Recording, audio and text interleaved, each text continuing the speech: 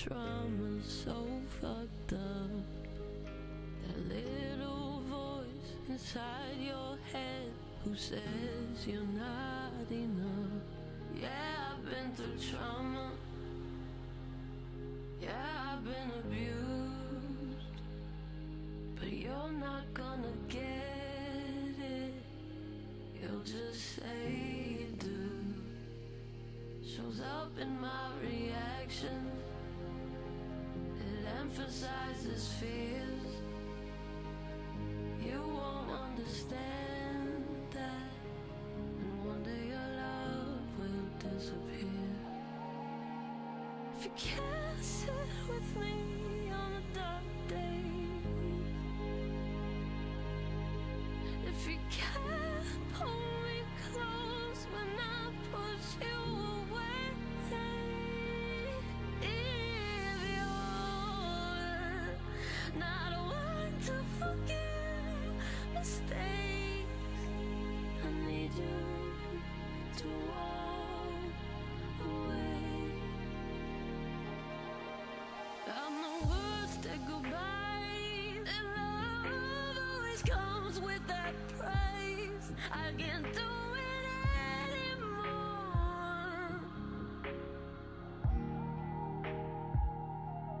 Are you sure? Are you sure? Not just now, but forever. Can you love me every way? Can you choose me every day? The one thing I have never felt is safe.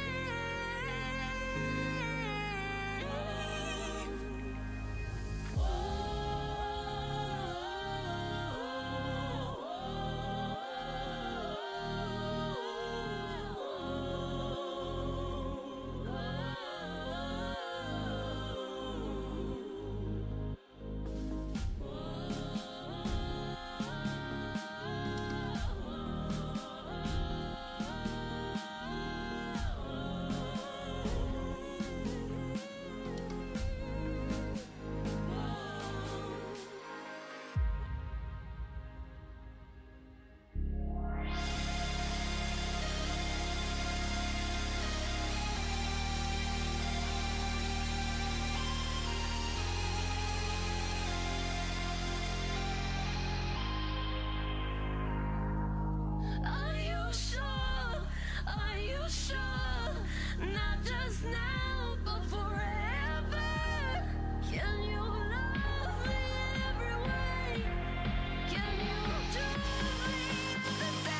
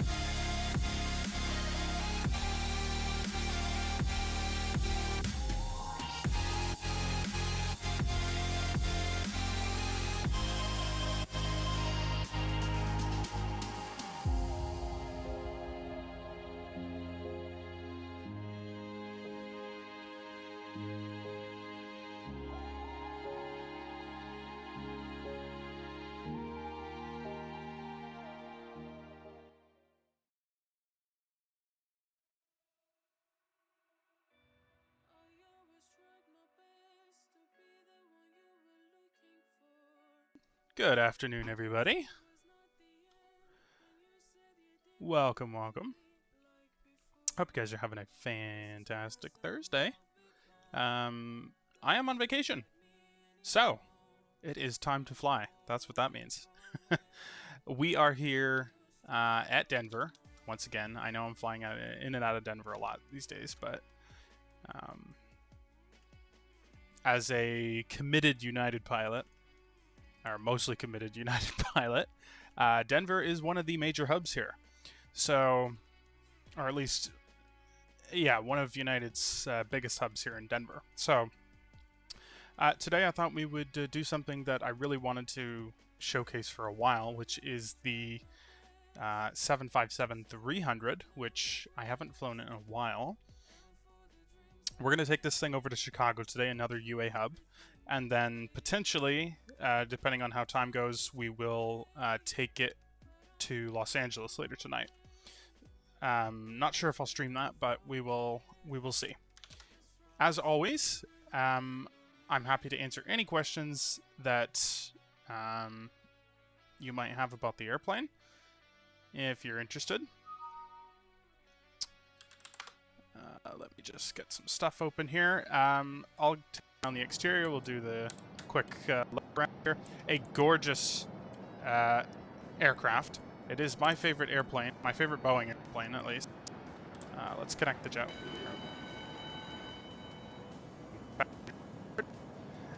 The flight plan has been completed. We are estimated to be off block in about 30 minutes.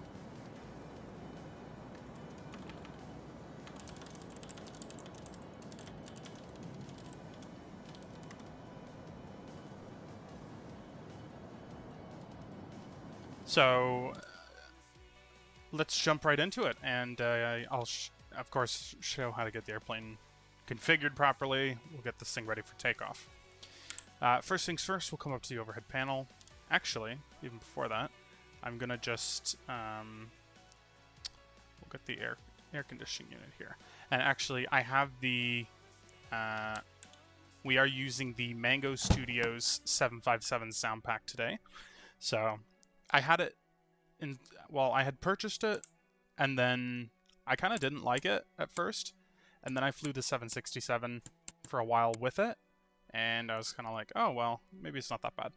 So I'm going to give it another chance, and I don't know why I didn't particularly enjoy it. I just, I flew on the 757 once, and I was like, oh, well, not as realistic as I would have liked. So, and from the images and videos and sounds that I listened to, it was, yeah, I concern myself with this kind of stuff. But besides the point, I just found it wasn't really like up to what I had wanted it to be. So we'll give it another chance here. So we got our electronic flight bag in the form of an iPad here, controlling all the ground information. We can start loading the aircraft itself. I want at least the fuel to start coming on board. First things first, we'll get the battery going. Standby power, bus ties and utility buses. External power is available, so we'll turn that on. No smoking. Trim air recirculation fans. Isolation valve is going on. Bleed air auto. Oh, we actually have more than what we needed, so it's actually draining some fuel here, which is fine.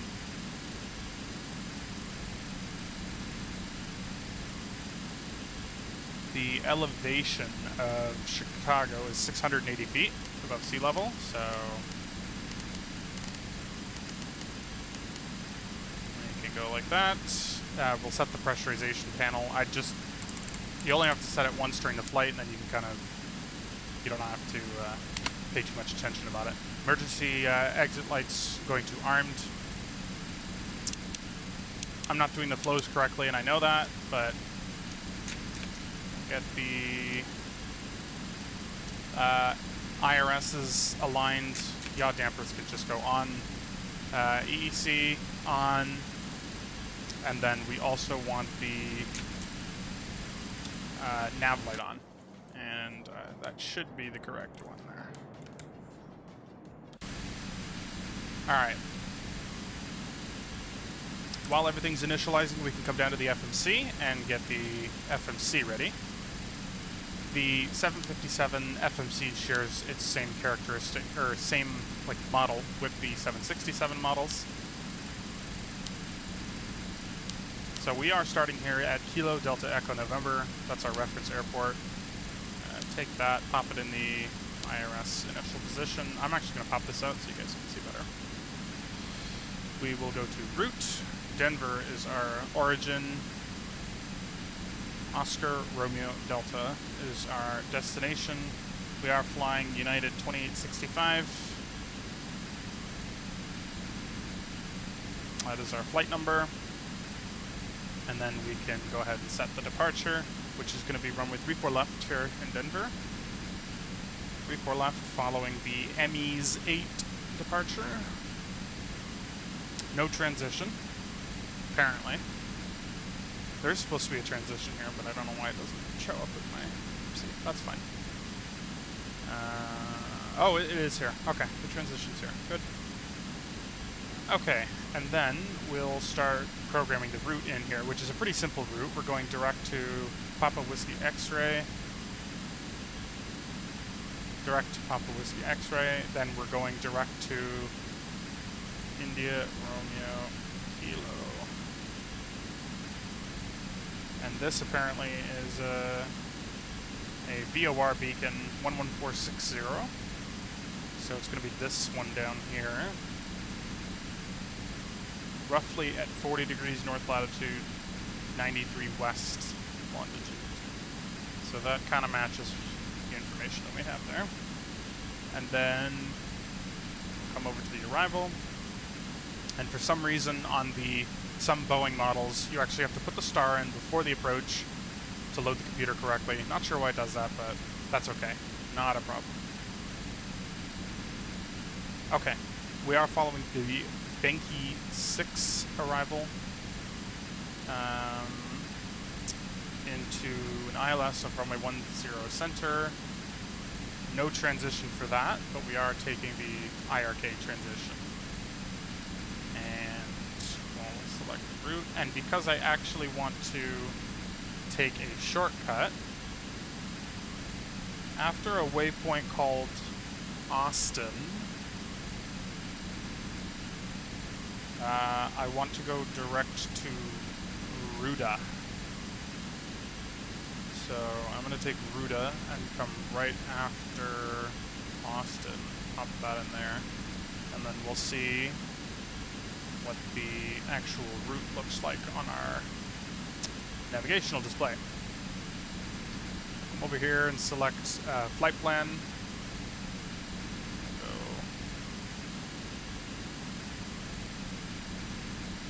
Legs, and then we will step.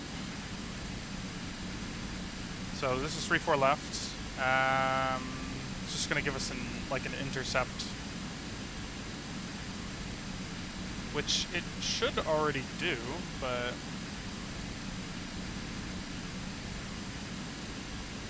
interesting that it is showing like this. Might be until the IRSs have fully aligned, but we'll check back with that.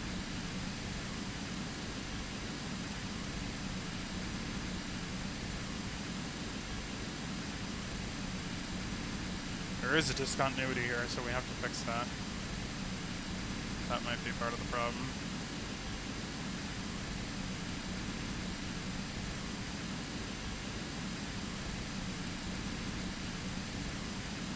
There is definitely something telling us to fly a different...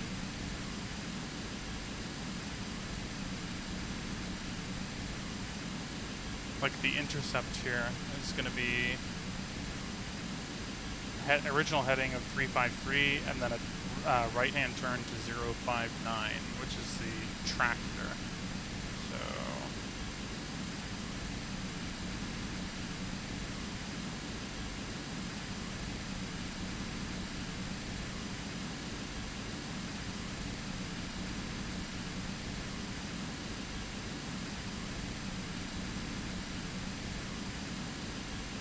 okay, we'll wait until the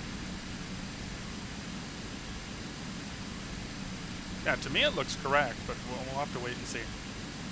I'm kind of going through things very quickly here, so... let's go down to our briefing. We are going to be flying at 33,000 feet today, so flight level 330. Cost index of 115. Average wind is 309 at 40. 40.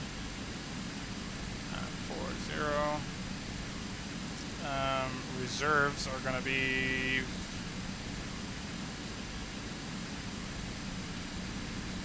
7.6 7.5, so 7.8.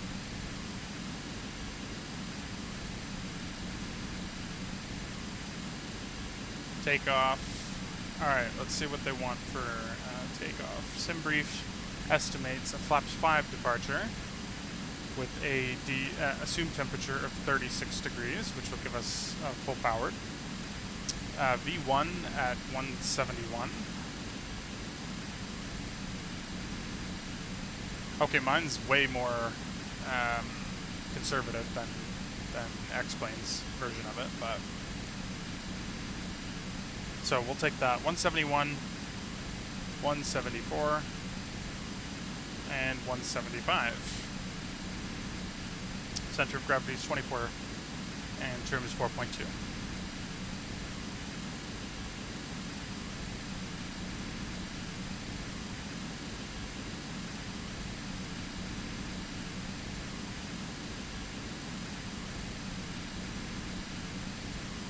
Still not sure why it's giving me this. What if I just do this? Okay, that looks better. It's going to give us those insufficient fuel warnings, but that's fine. It usually does that anyway. Select route data on here, and I'm going to just quickly set the takeoff speeds, which is going to be 171,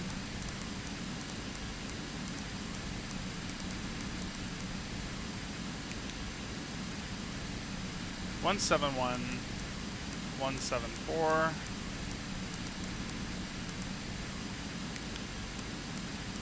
and 175.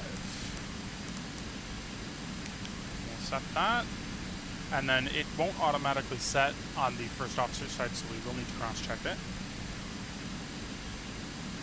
3022 is the altimeter here. So what I like to do for this is we just take both primary flight displays, and then I come over to the first officer side and just copy from left to right. So radio altimeter, we don't need that right now. Takeoff speed is 171. Rotate 174. 175. That's set. Altimeter is 3022. Route data. Map. Select that so that they get a good range going there. Okay. Nothing will show yet because of the IRS is still aligning. It's going to take a few more minutes here, I'm pretty sure. Yeah, one more minute.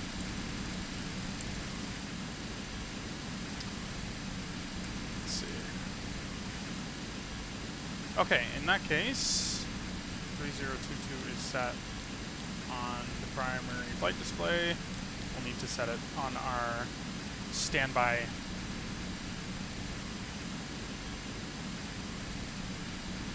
instruments as well.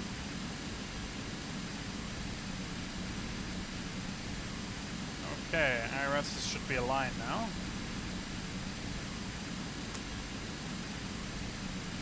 I'm going to set the initial heading of 353. And our initial climb clearance is to flight level 230.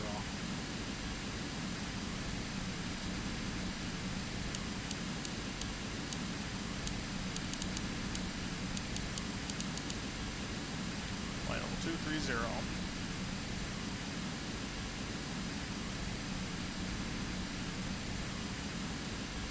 Okay, that is looking good.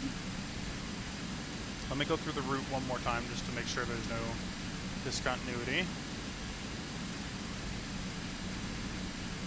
And then we just take the shortcut from Austin to the approach here.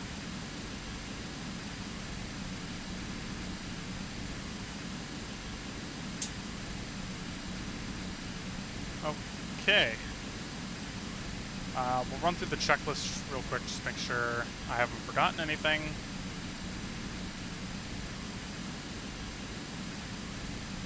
go to the amplified one.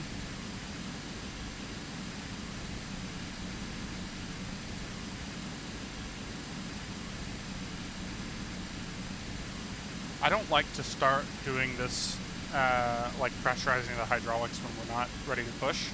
And the same with setting the fuel pump and so on. I just don't like doing that right now.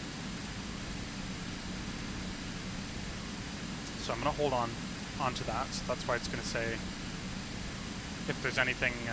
we can switch on the AP generator, that's fine. And generator control switches, that's fine as well.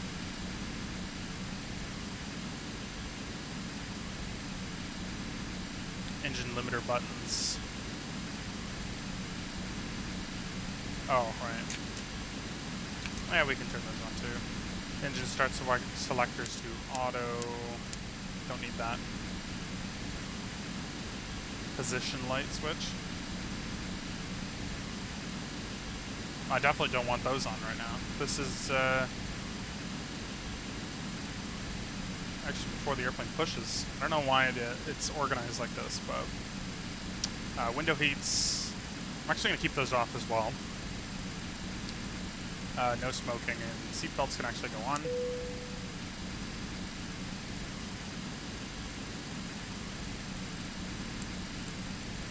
Again, I selected these to auto, and not too sure why they don't pop up anyway.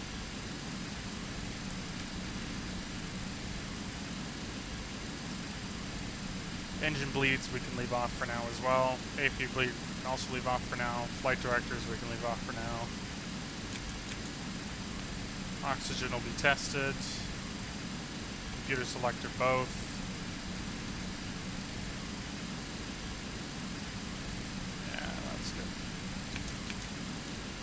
We don't need the flight directors, we don't need the auto throttle.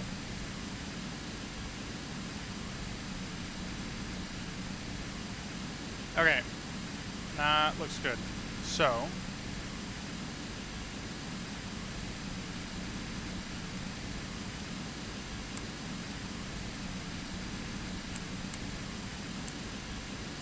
select this, and we will select a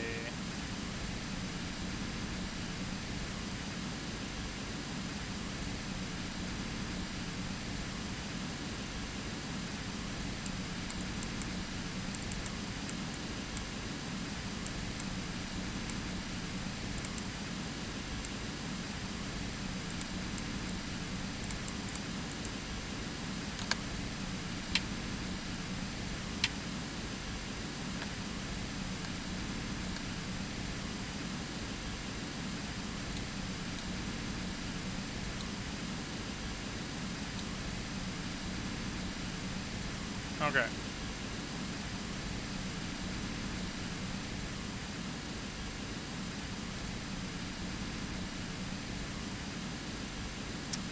Uh, 14 minutes to departure, so everything is looking good. We can do some tests here real quick.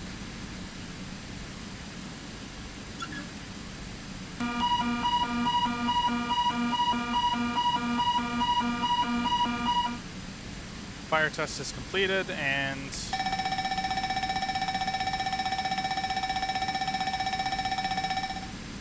that's the fire test, and the wheel well fire is also completed.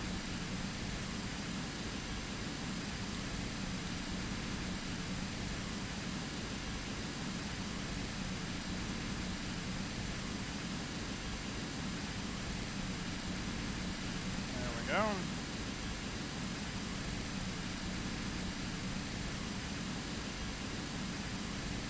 And then I did read something somewhere about setting the trim on the 757. I believe you're supposed to allow it to the airplane to do it itself. So I'm not supposed to touch it. Which is odd. I find that odd.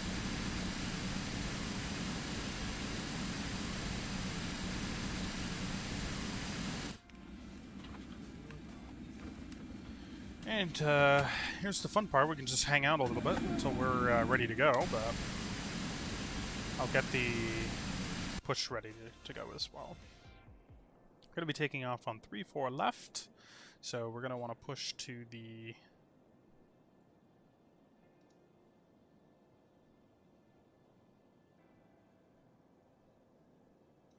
Yeah, we'll take it to there. Ground to cockpit, plan acknowledged. Call me through the menu when you are ready.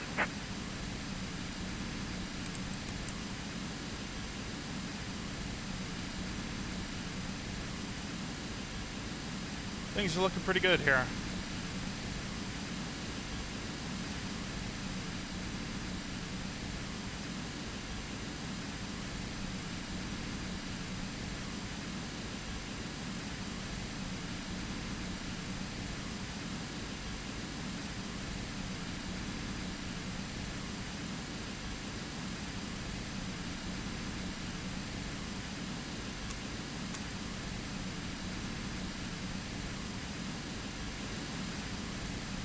Is there a takeoff config? Oh, there is.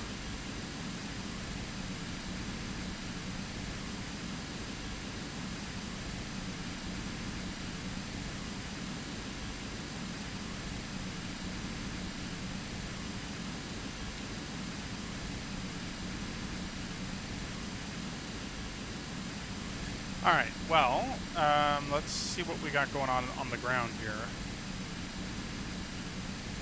Everybody's loaded, fuel is loaded, the minimum fuel is verified in pounds. Yep, 33,300 pounds, block fuel. Maintenance, select maintenance, don't want any problems. Get rid of the fuel truck, get rid of the loader unit.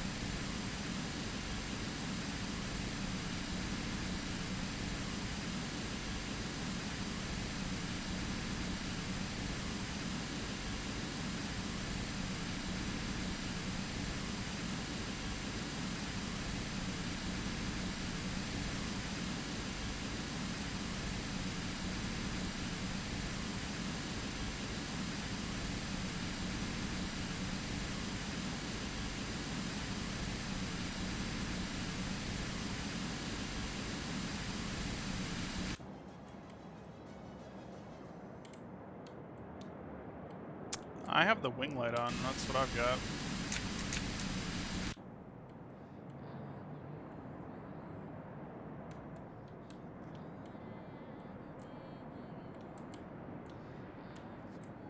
I always forget. I wish it was labeled more clearly.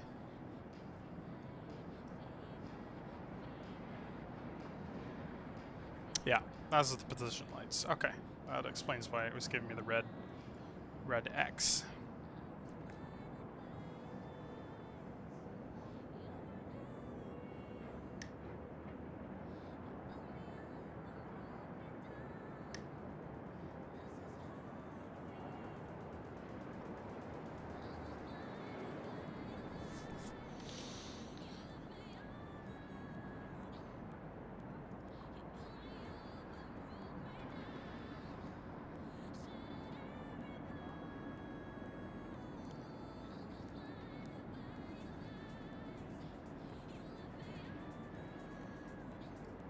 In just a few moments, we can go ahead and start the APU. And then we will get ready for push and start.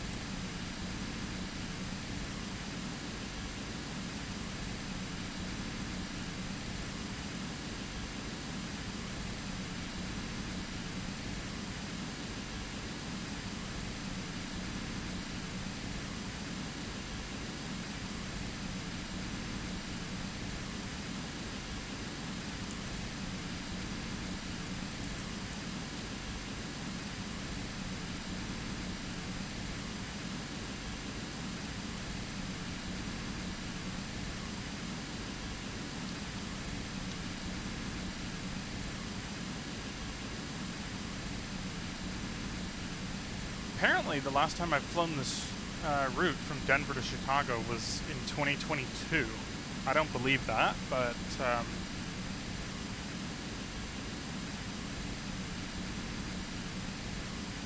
we shall see.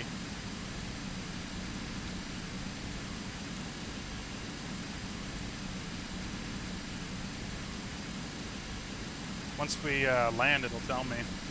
2022 is like feels so long ago. I don't know. The lights don't, the squib lights don't light up anymore. That's too bad.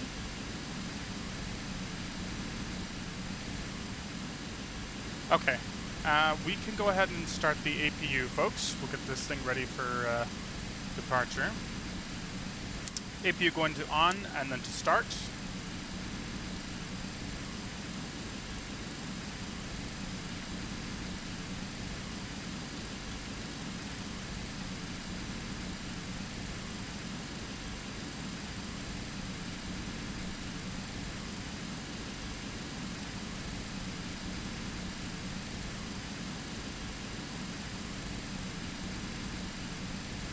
We can go ahead and switch the window heats on.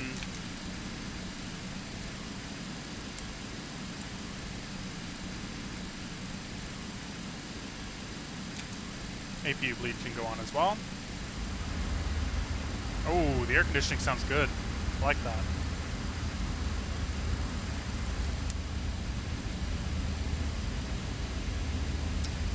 And I'm actually going to go ahead and get rid of the luggage loader. Close up the forward and aft cargo compartments there. Okay, you know what? I'm a little bit excited to hear the engine sounds, and I'm kind of glad we're doing a full power departure so we can actually hear the full immersion of what Mango Studios has given us. So that will be fun.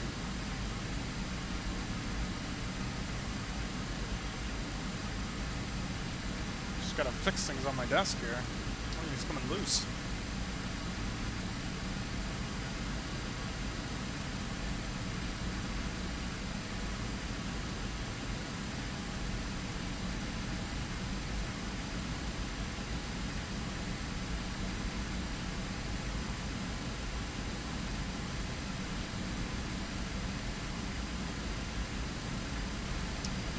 We can go ahead and close the cabin door here.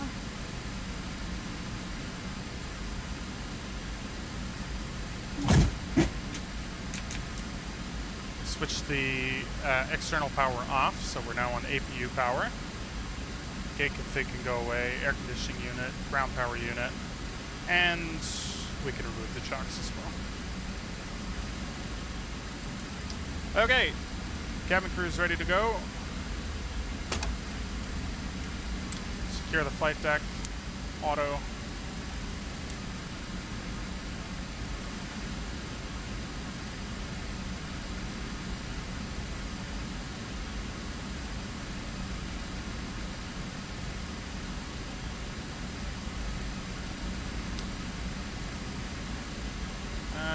We can go ahead and I'm going to select the left forward fuel pump, supply the APU with fuel.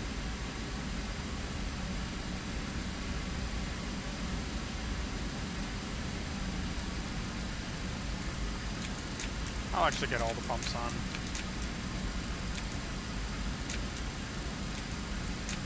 The electric and the electric pumps and the engine pumps are going to go on.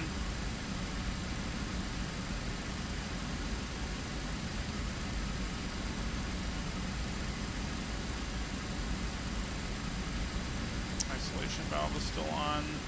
Let's do the before start checklist here. Right center fuel pumps. We'll just need the red anti-collision light on, or the beacon light, the recall, and the trim. Maybe you're supposed to set the trim now. I'm going to set the trim now, and then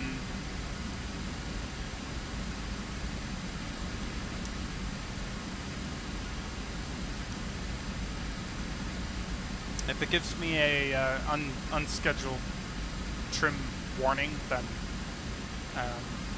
we'll just ignore it once we get in the air. But I'm pretty sure you're supposed to just leave it as it is. Either that, or it's only when you use the alternate stabilizer trims that it gives you the message. I can't remember, honestly, for the life of me. I'd have to check the manual again. We can go ahead and get that on. Recall. We'll give the recall switch a push. And the trim is checked. Let's get the jetway to disconnect. Grounded cockpit. Tow is driving up. And we're ready to go.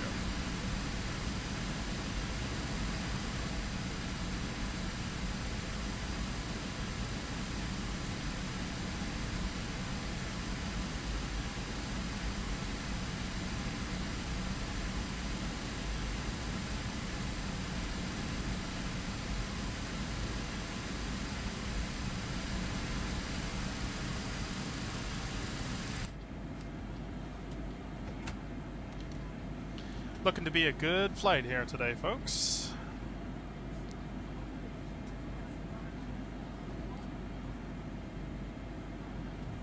Actually, the weather's going to be pretty good. We don't even have high winds. All right. Okay. All doors and hatches are closed. Ready to connect.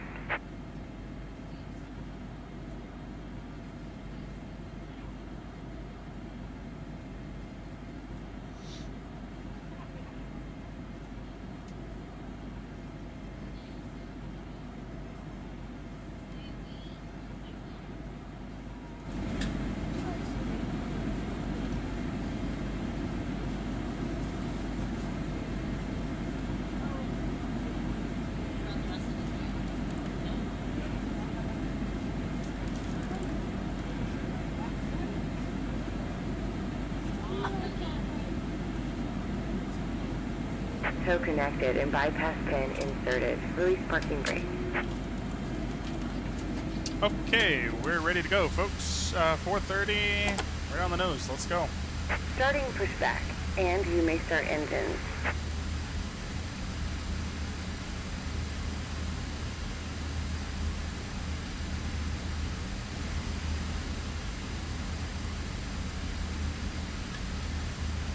All right.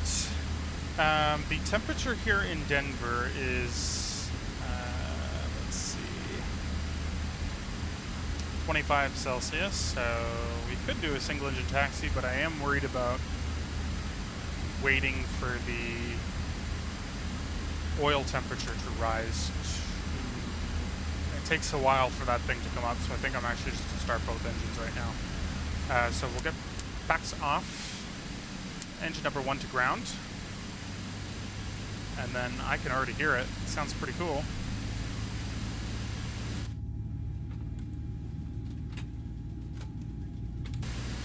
We'll have to switch this to the fuel control to run.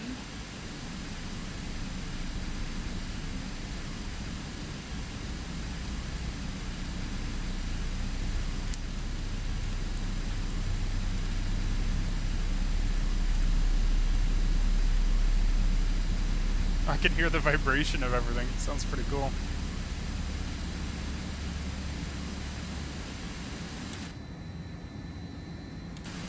Let me actually just see.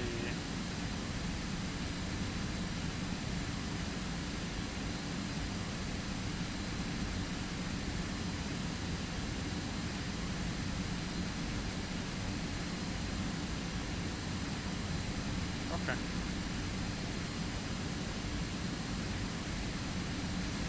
Okay, and engine number 2 going to ground.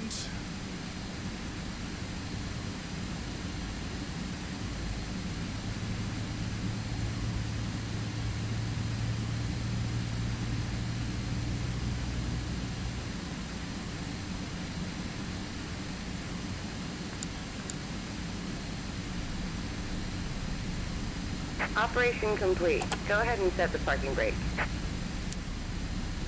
Disconnecting tow. Stand by. I'm a little disappointed the electrical buses don't have a little click to them, but that's okay.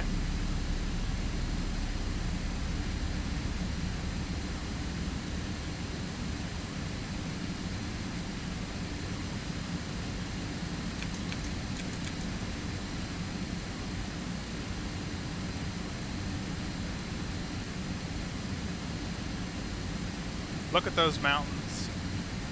Gorgeous.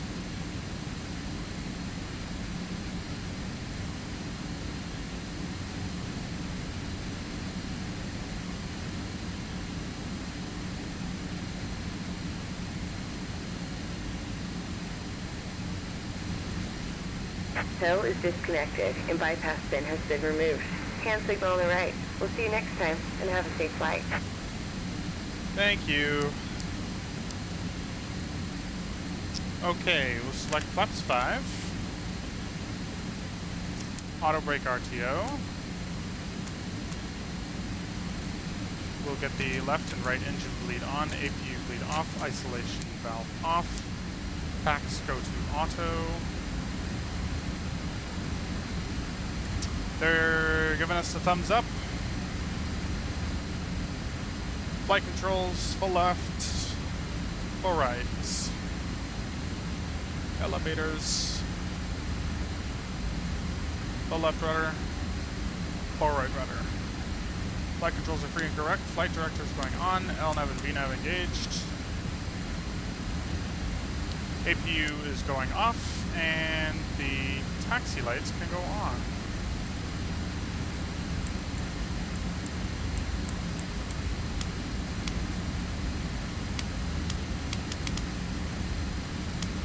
Didn't want to work for some reason. Okay. Just make sure everything is okay. There might be a checklist for after start. Let's just make sure we didn't forget anything here. Flaps are checked and set to position 5. Flight control track transponder set. Runway turn off and local light. Okay, good. Let's get the parking brake off and get going. Okay, let's see how this thing sounds.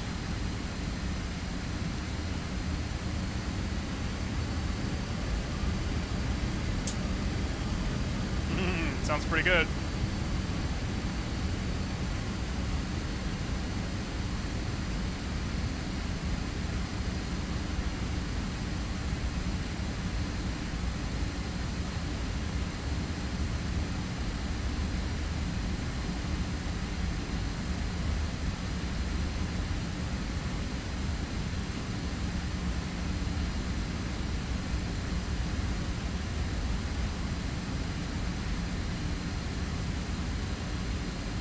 This thing has a tendency to, scenery has a tendency to slope. I'm not sure if it's like this in real life. At least if it is, I never felt it. And the airplane likes to roll a little bit, pick up a bit of speed, so. Gotta be very careful with the brakes here.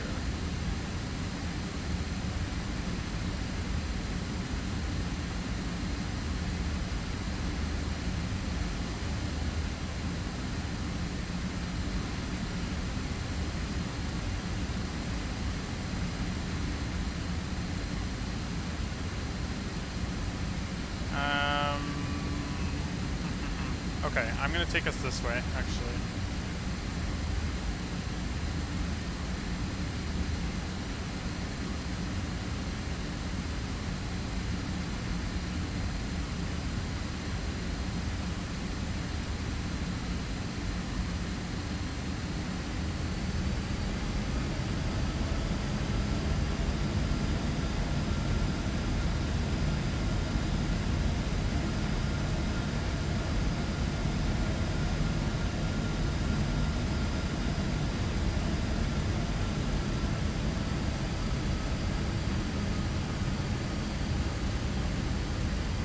That sounds amazing, honestly.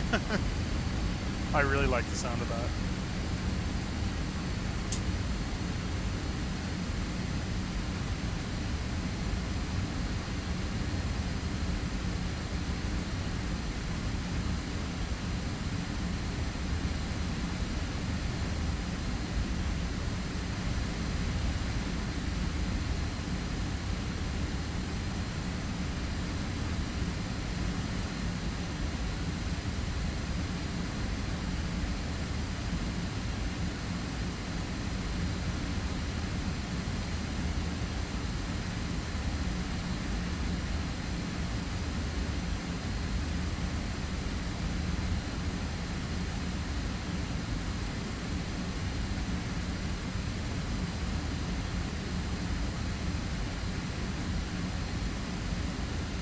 And we're going this way to runway 34 left.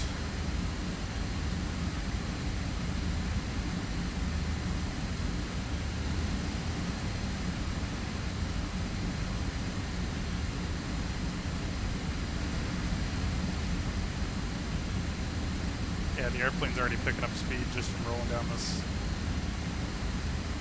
hilly area. But guys, the mountains. How pretty is that? It's going to be a fun departure here.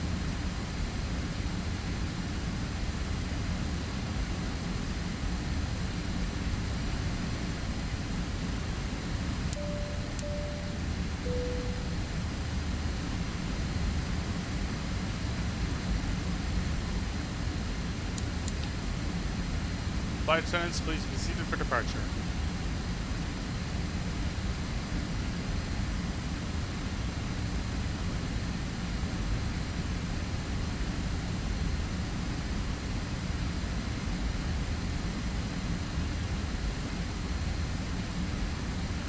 Oh, it's starting to rain. How do you like that?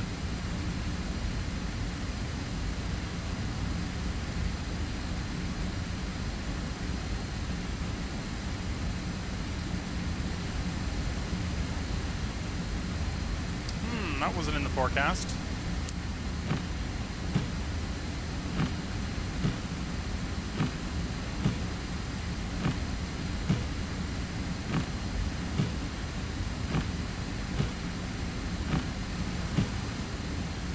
Okay, before takeoff checklist. TCAS, TARA. White anti-collision lights and strobe lights on. I don't know why this thing is so difficult to turn on and off.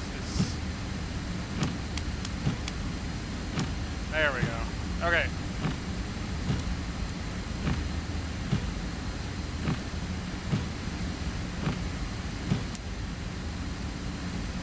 We are ready for departure.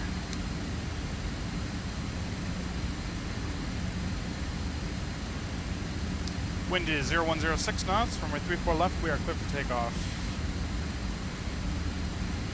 Alright, auto throttle armed, flight directors, flaps set, lights are set, clear on the left, and clear on the right.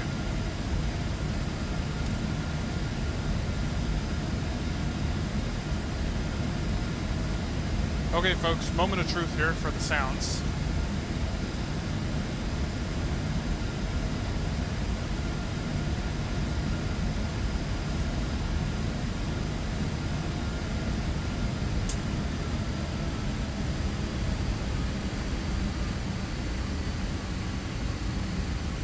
Now, we have 16,000 feet to work with here, so this shouldn't be a problem.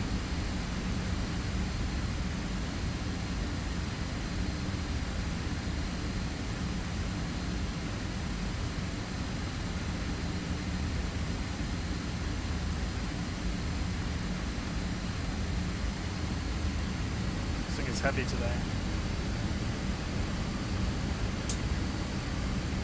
Okay, real world 757 procedure. You line up on the runway. And then we are ready to go. Hold the brakes, start the clock.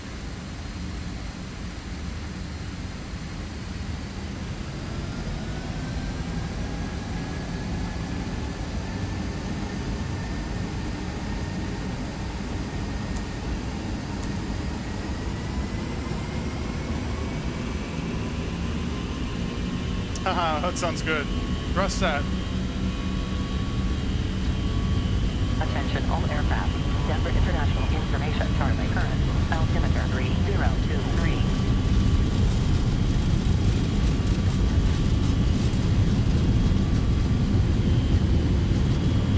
100 knots.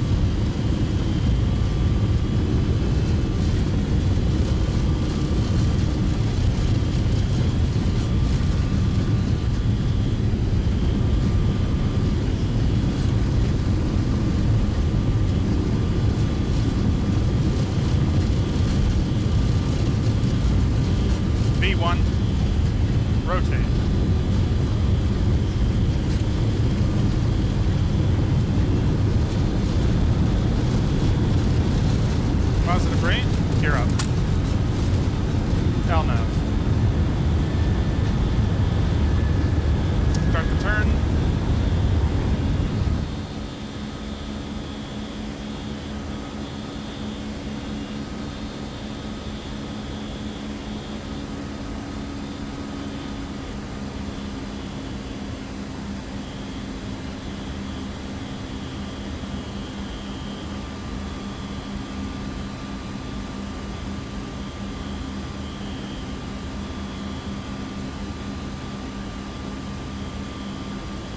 Nice.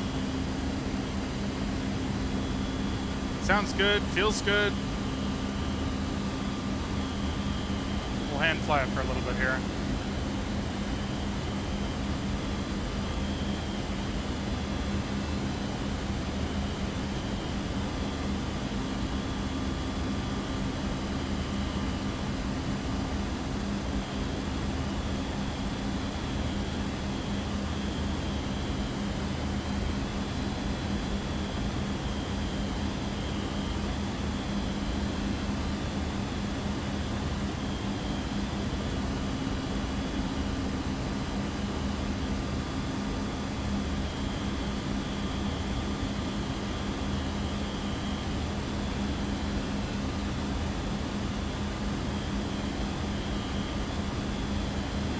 Alright, we can go flaps 1.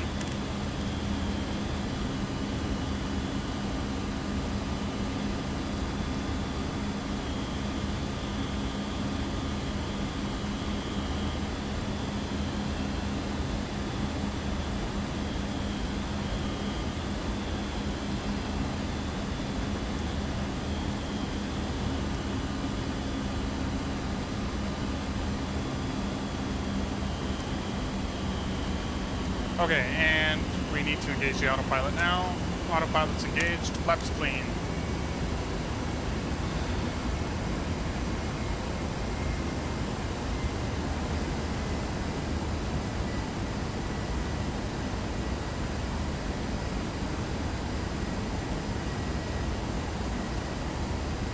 Hey, that was pretty good.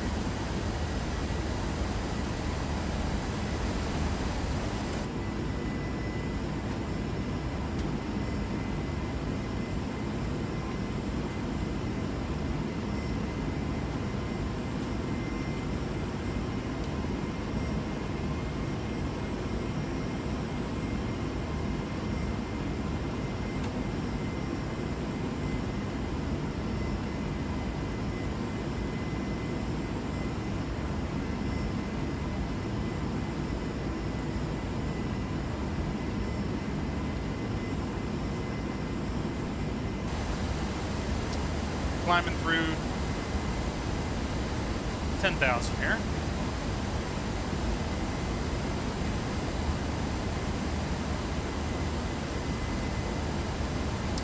Do our after takeoff checklist here.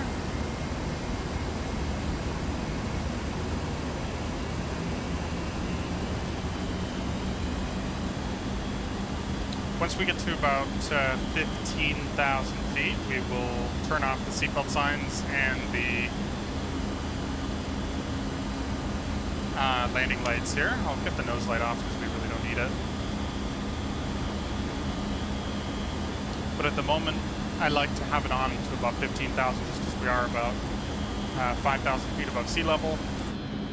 So we're at 10,000 feet, we're only about 9,500 feet in the air right now, above ground.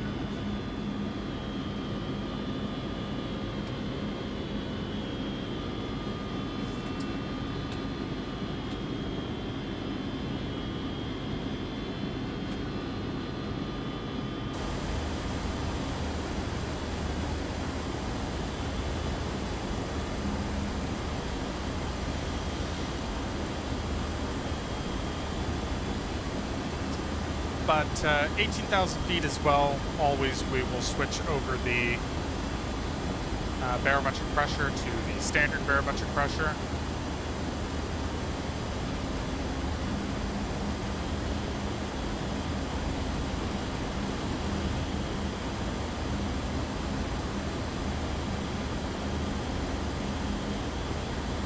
And I'm actually not going to put any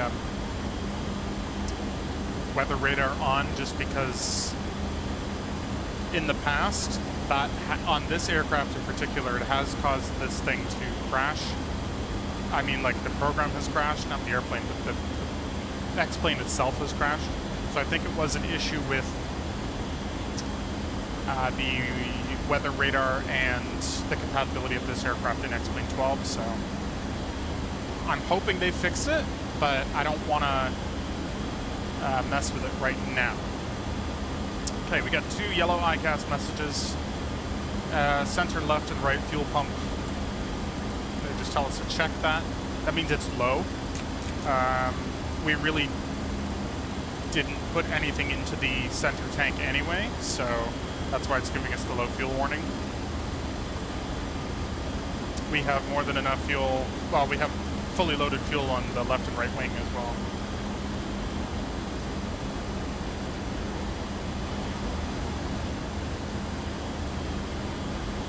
Which is all we need.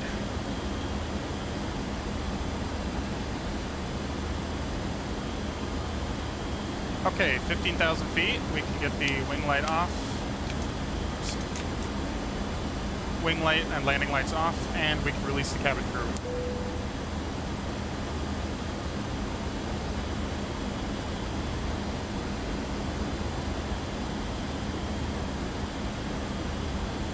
And then, actually, I forgot to check something, but... No, we're at 33,000 feet the whole way, so that's good. Flight time today is 2 hours and 4 minutes. And we are looking good here, my friends.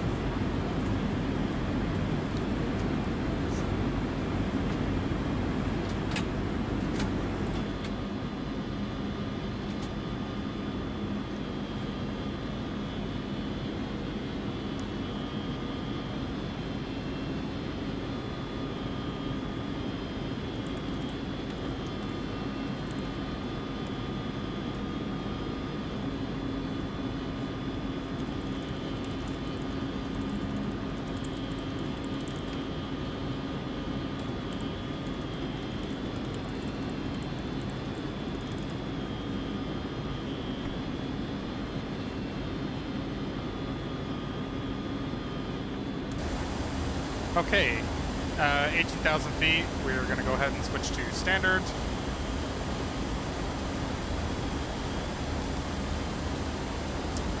Standard on the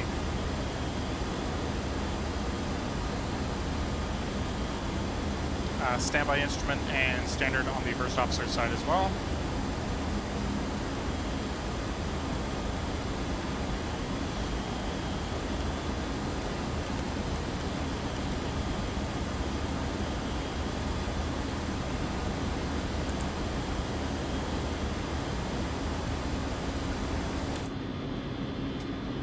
We are looking good.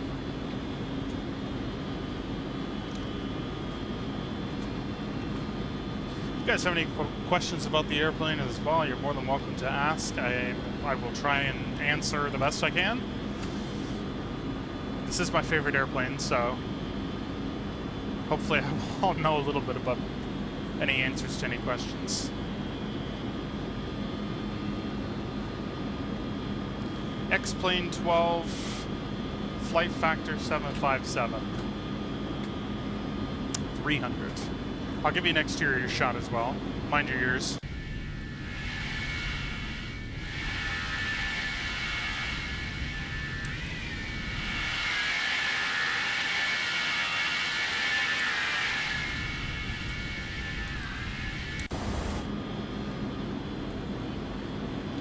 Also nicknamed the Flying Pencil, for anyone who didn't know that.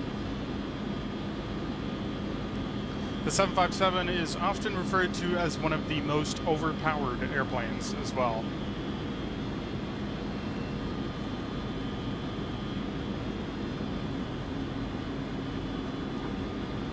And there is a literal meaning to that too, not just because it's cool. I think it's cool. But the engines are actually much more powerful than the 757 needs, so it just got its nickname for being overpowered. And of course it looks like a flying pencil because it's the longest single aisle aircraft in the world. Especially this model, which is the 300, which is even longer than the 757-200 model. I was fortunate enough to fly on the 757-300 on a flight from Chicago to Las Vegas, and it is big. If you haven't flown on one, it is much bigger than it looks. We must be getting close to the top altitude I set here on the MCP. So, yeah, 23,000. So we need to clear ourselves up to 30.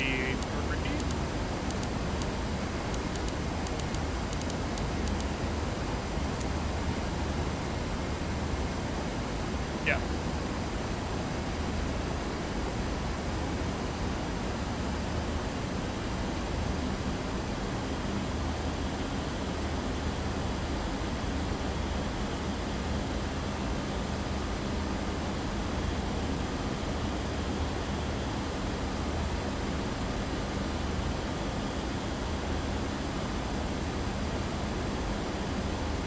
Let's see what the cabin crew is serving for lunch today.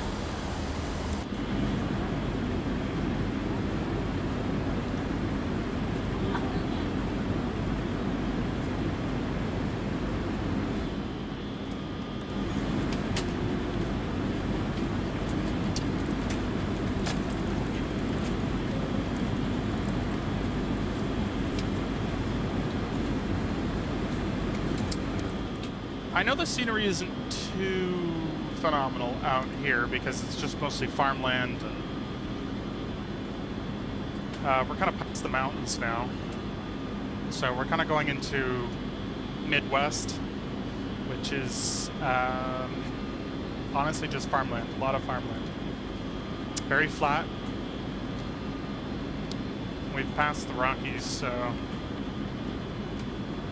it's probably going to be pretty flat from here on out, unfortunately. But we anticipate a smooth flight, so that's good. That's the important part.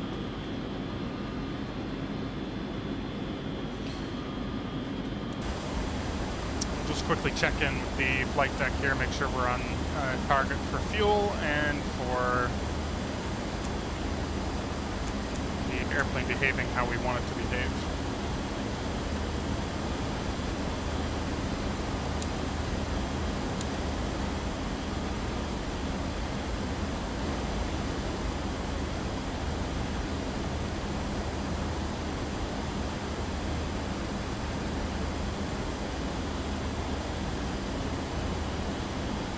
Uh-oh.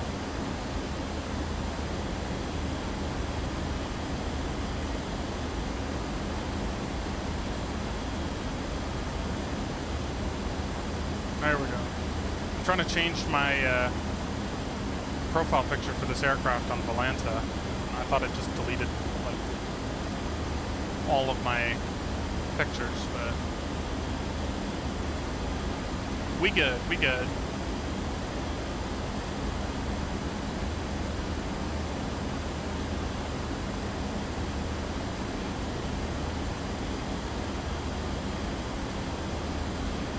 Sure to switch to Denver Center, although I don't foresee them calling us up for any reason.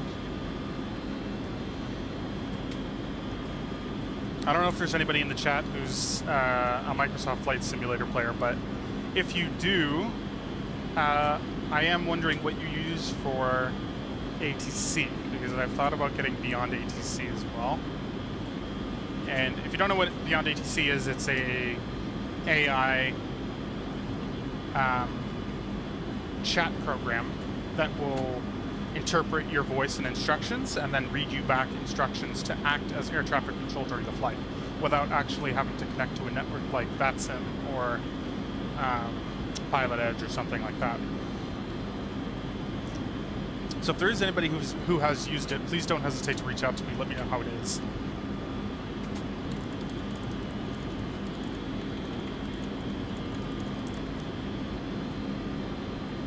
Because I need recommendations on if it's good or not. Good enough to buy at this point, because I know it's still in early access.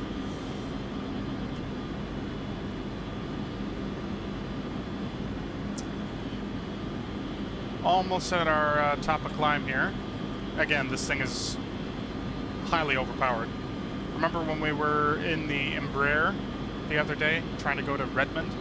That thing took forever to climb. It needs engines like this. This thing is a rocket.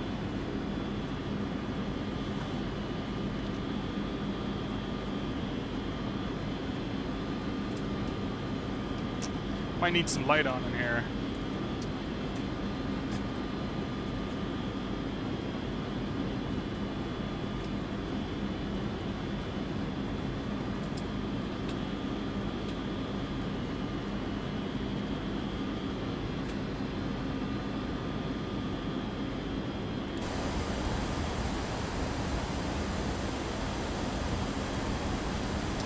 Almost at top of climb.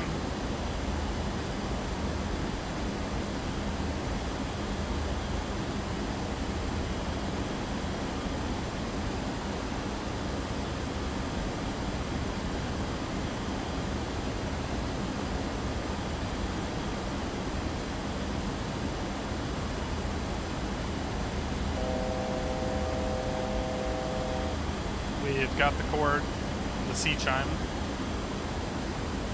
letting us know, and the little altitude alert amber button showing us that we're almost there.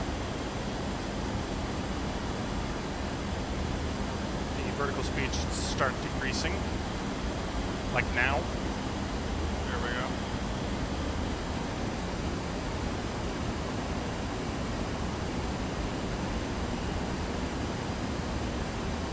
This airplane is pretty good at following the directions of the autopilot, so that's something I can give FlightFactor major credit for. And oddly enough, I did hear something, maybe in a newsletter or something else, that the Embraer that we were flying, that I was complaining about the autopilot, they are redoing the FMC, and they being Xcrafts, the developer of the Embraer. And I'm kind of excited to see if that's really a thing, or if they're just making stuff up, or if that's going to take like 3 years to develop, because who knows what we'll have at that point for in terms of simulation for the Embraer. Because I know I just also bought the one for Microsoft Flight Simulator just to test it out, and then after I bought it, very quickly learned that it didn't have vertical navigation, just vertical speed. So the workload's going to be really heavy, and at this point I'd kind of just prefer the airplane to have a system built into it, especially something so critical like the autopilot's profile already installed on that. Looks-wise, though, it's amazing. It looks great. It looks just like the real airplane. Everything works as it should in terms of graphics and stuff like that.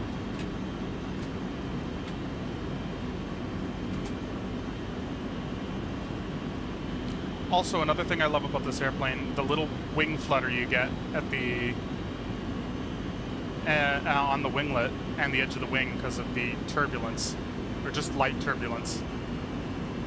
Just the airflow, really. Just makes the immersion much better.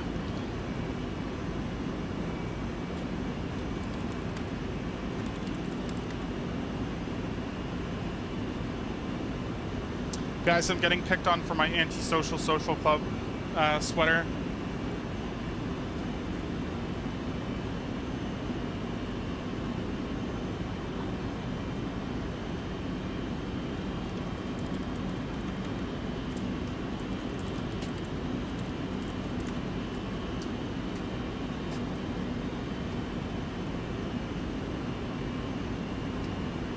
Let's jump back into the flight deck, just make sure everything's going okay.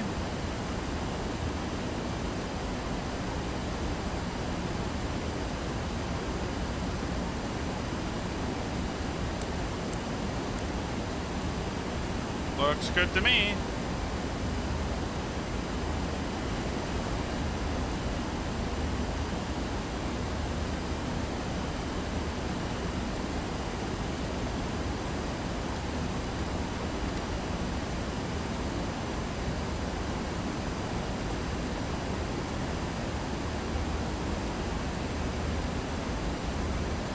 So much better with noise canceling headphones on too. You can really hear the roar of the engines. One of these days I also do want to, I know I keep saying I'm going to do it, but showcase the Boeing 777 on the channel as well. The problem is with that, like, I need a long route to go on for that. It's not something you can just pick up and fly. I mean, you could, but I like to fly real-world routes, and not too many of them. I mean, we could go from New York to Houston on it. I think they take a 777 there at least once, because then it goes on to the the aircraft goes on to somewhere else. So we could do that and then take like another airplane back to Newark, or we could go to Denver from Houston or something like that. Houston's another big hub for United, so it would be fun to fly a little bit of a difference. That's why I wanted to fly this airplane today, just because it's a little different. We usually just fly the 757-800 or the MAX 8. I've been trying to fly the Embraer a little bit, but we see how well that's gone. It hasn't really gone very well for me. But everything here is looking good. I love this airplane, both in real life and in the sim. And I'm super glad that they made it available for X-Plane 12 as well, because it wasn't originally optimized for X-Plane 12 when X-Plane 12 as a simulator actually came out. So luckily they tuned it up, fixed it up, and then of course we had the issues with the weather radar crashing the simulator itself, all that fun stuff. We'll do a quick cabin tour, and then I will let you guys enjoy the flight. Jump back up here in the flight deck. The 757 is known for having a step down into the flight deck itself. There's a little step here that you actually step down, whereas the 767 and other airplanes you actually step up slightly into the cockpit. So that's an interesting little feature of only the 757. We'll unlock the flight deck. Put it up, come into the forward galley. Lavatory, galley with a little, with a couple of ovens and a sink.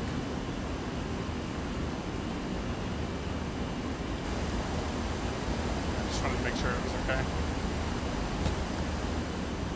Thought I might have hit something. And then moving on. Attention all aircraft. Altimeter 3044. Okay. Business class cabin, our United first class. And when I flew to Las Vegas, I was actually in this seat here.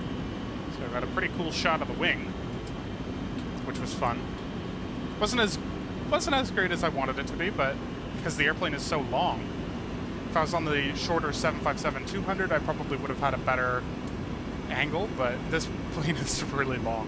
Actually, the best view you can get is in the first row of premium economy, I think, of the engine anyway. This is the like the midsection galley, the second entry door, and then we have the economy class here as well. Great view out the wing there. Unfortunately, it doesn't have seatbelt signs that actually are operative with the controls in the flight deck, but it does make the sound. Moving to the back of the economy cabin. Now, if you're in the 757, this would be the galley right here with this restroom, but there's actually another tiny little cabin back here. Cozy little space. Which is the addition for the 757-300. So all of this cabin makes up the 300 model, whereas if you're in the 200 model, there's only this would be the last row, right around here. And then we come to the aft galley with much more space for the crew, coffee, ovens, 4 lavs, and that's about it.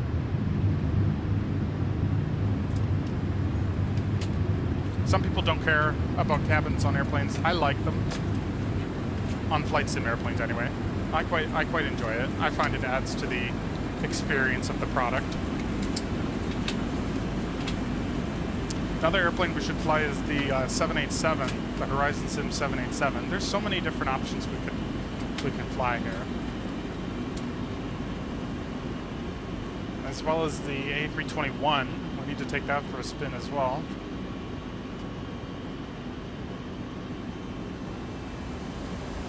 Come back into the flight deck,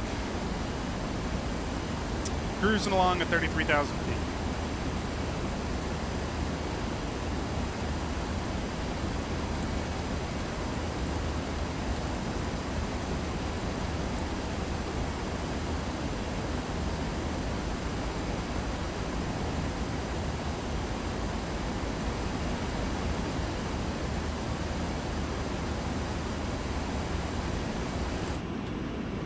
Alright, folks. Well, we are up here at 33,000. And I am going to let you enjoy the flight. A little bit of music. I'm going to grab some water and take a short break. And then I will join you guys back when it is time to descend. So stick around for the landing, and I will see y'all in a bit.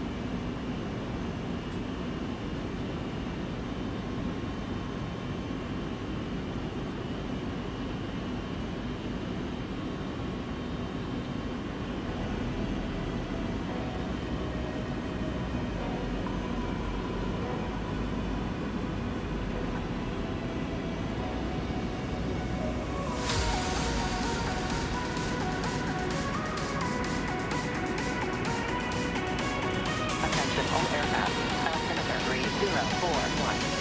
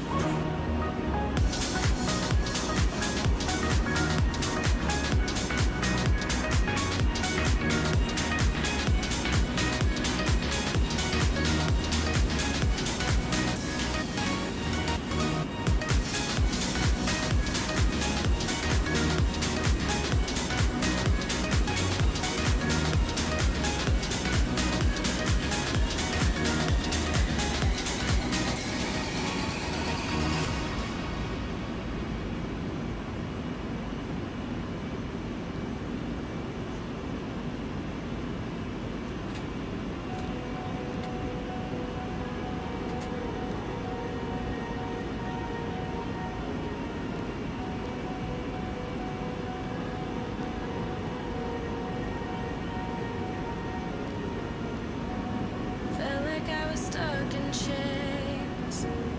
All this time with you, I took the pain. Knew that it was wrong to stay. So I told myself I'd walk away. I think I'm ready now, ready now, ready now. And I'm so over you dragging me down. Just wanna let it out, let it out, let it out. Feel so free, gonna shout it out loud. Without you, I'm limitless. There's nothing that you could do to break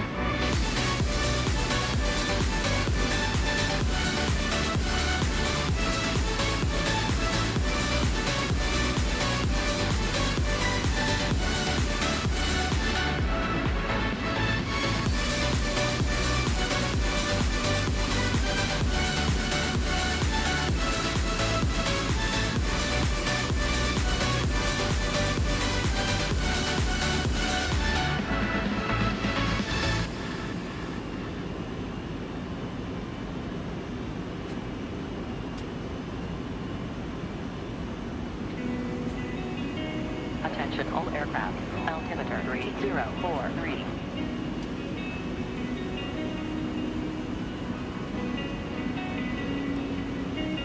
Here we go again, pretending we don't care. But I know at the end, you will always be there. Every step I take, I am scared to fall down. And sometimes love just isn't enough. But if I had a chance, I know I'd find my way back to you somehow. I try to move on, but my heart won't let go whenever I try. The feeling just grows. I try to move on,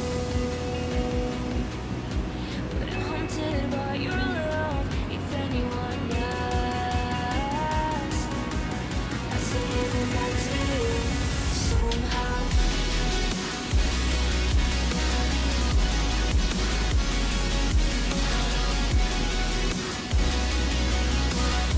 Say goodbye to you somehow.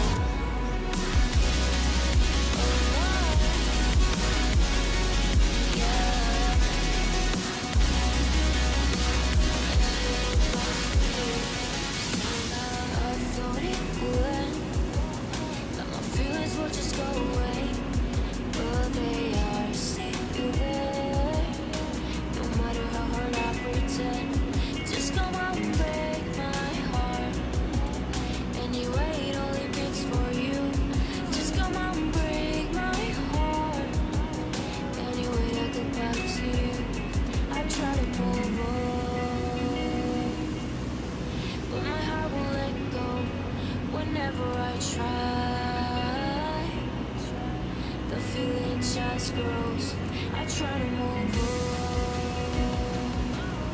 but I'm haunted by your love. If anyone asks,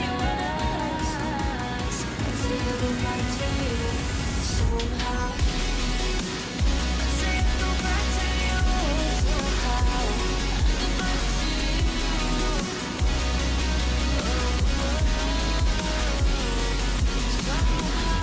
Somehow.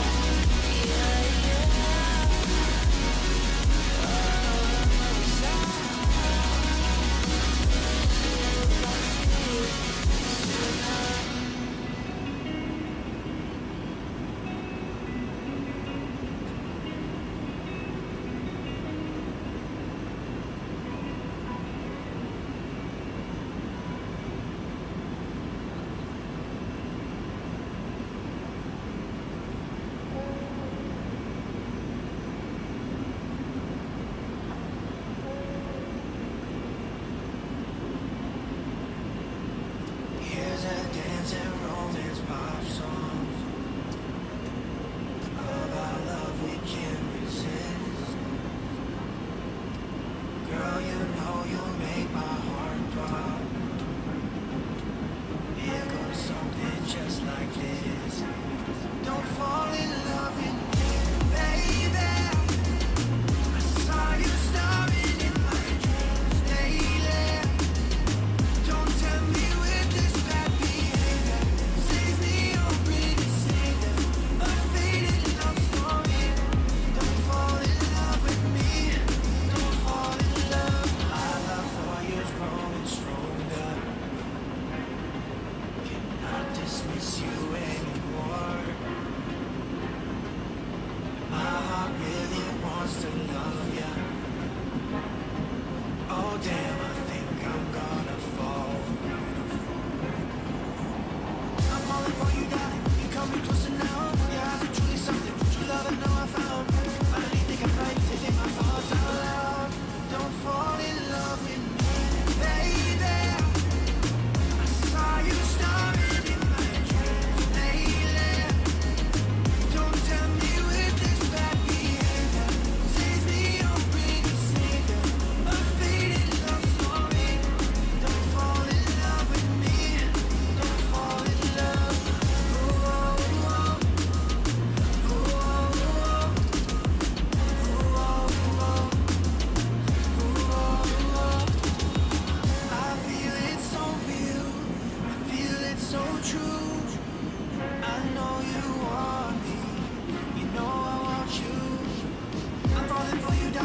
coming closer now. Your eyes are truly something. I think I'm going down.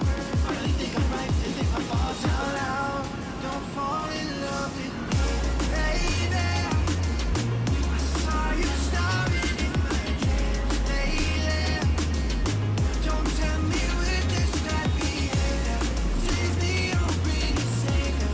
A faded love story. Don't fall in love with me. Don't fall in love, girl. I want you now. Yeah. Won't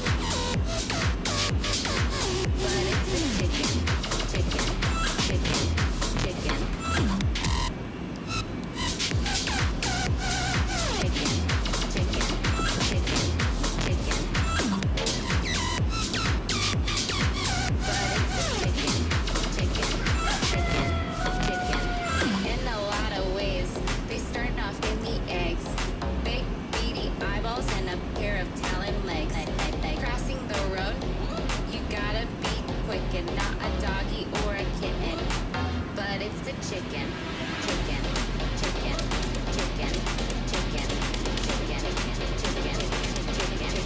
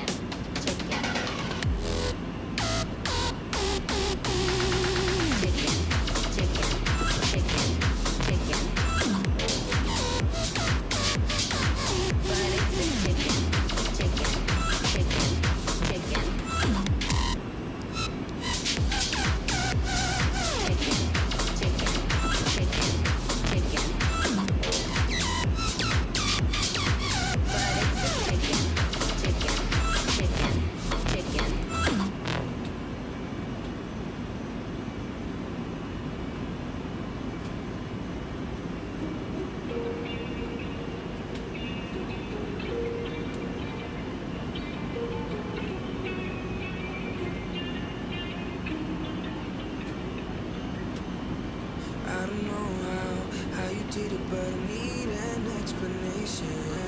Every detail is getting replayed to my imagination. From the clothes you wear to the way you smell.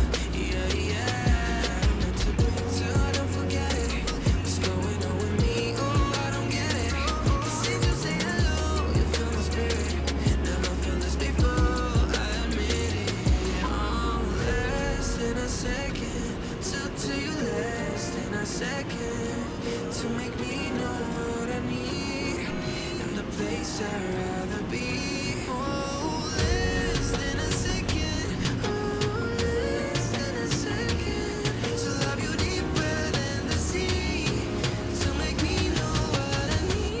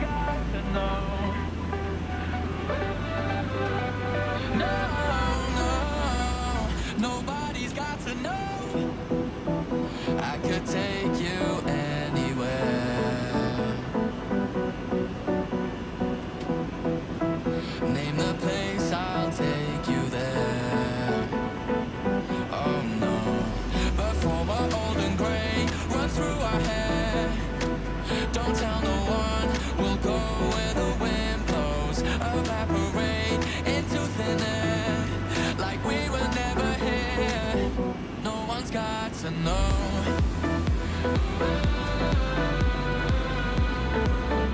Nobody's got to know. No, no, nobody's got to know.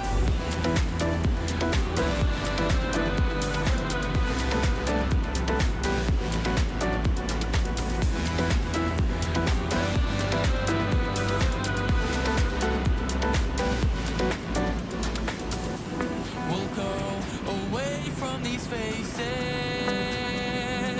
I sip from everywhere. I know you wanna see places. I just wanna see you there. Anywhere you wanna go, I can make your body glow now, honestly.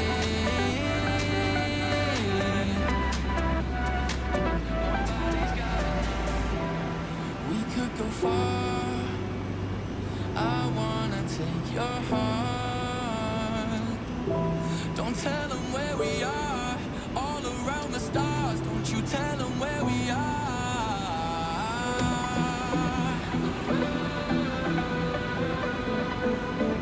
Nobody's got to know. No, no, nobody's got to know.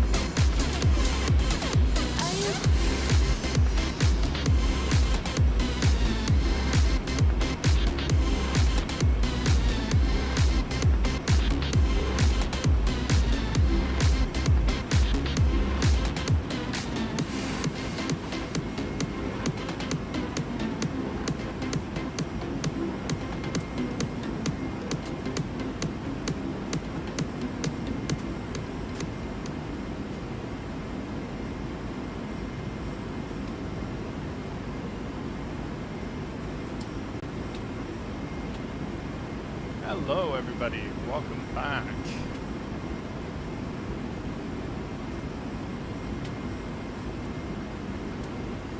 Hope you guys have enjoyed the flight so far. Descending through 30,000 feet here on our way into Chicago. Let's jump back up into the flight deck here and get this airplane ready for landing, shall we? So our calculations here in Chicago are going to be... we'll get the primary flight display up here just so we can start setting everything up. So the altimeter that we have here is 3009. So I'm just going to go ahead and set that real quick. Our radio altimeter, until otherwise confirmed, is going to be 200 feet. And we can go ahead and start programming the FMC for the arrival here. So we're going to go flaps 30. We'll be doing our approach flaps 30 at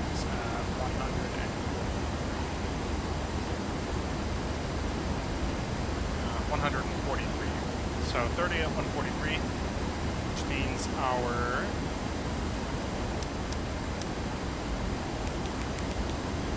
reference speed there is 143 plus 40, 183, and then 80 is 223 knots. So that's good.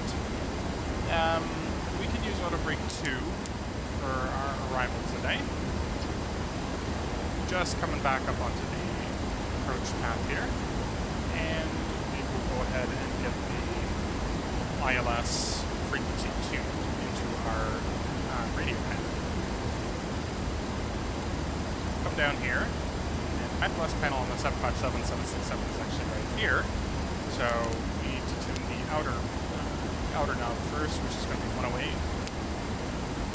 95, and the course is 093. 108.95, course 093. This will be automatically selected. And then we can basically just copy what we have done on my side, the captain's side, over onto the first officer's side here. So let me switch the first officers to approach. Speeds are set. 3009.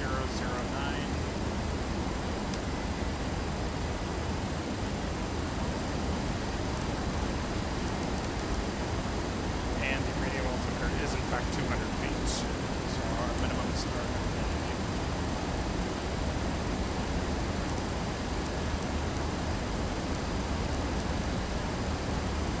okay.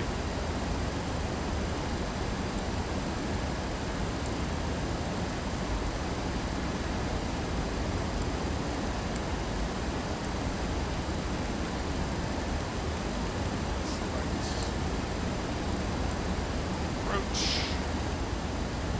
bug on the FO side there, and we can come back. And that's pretty much it for now.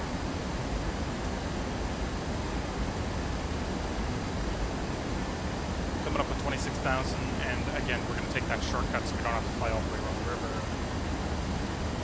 So on and so forth. I'm going to clear ourselves down to 12,000.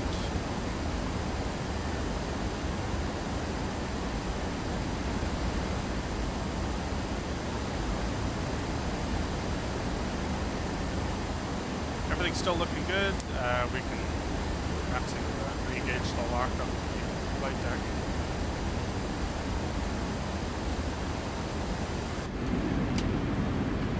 Engines have kind of dialed back to idle power, so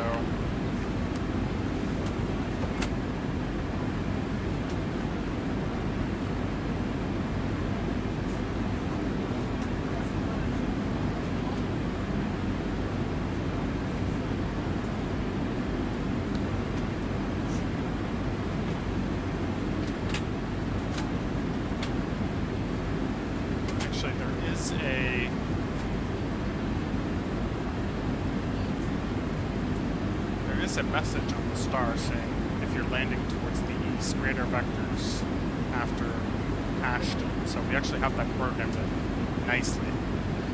which means in real life, ATC is going to clear us for the approach before you kind of have to go around the edge of the airport. So we actually did the right thing here. In real life, you don't want to assume that, but you want to prepare for it. But because we don't have ATC, we're kind of just flying by ourselves. This is the best we can do right now, and that was a good move that we did.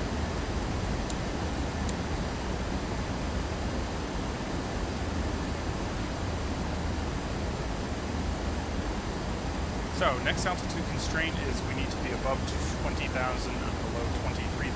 So it looks like we're right on profile there between the two.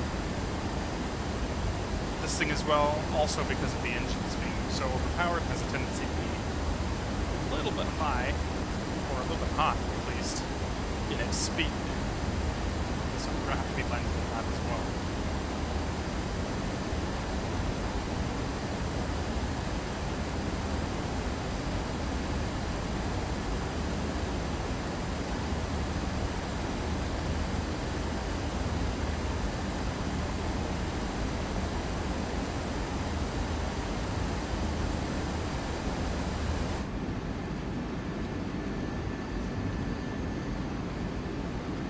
This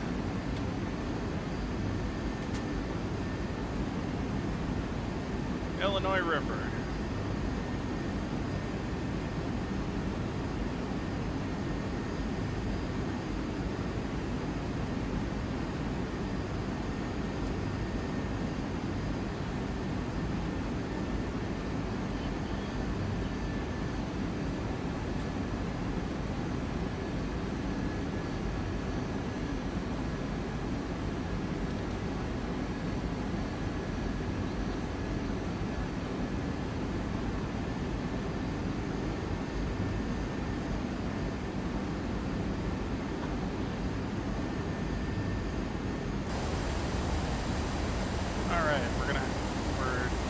About to switch over to our local pressure setting.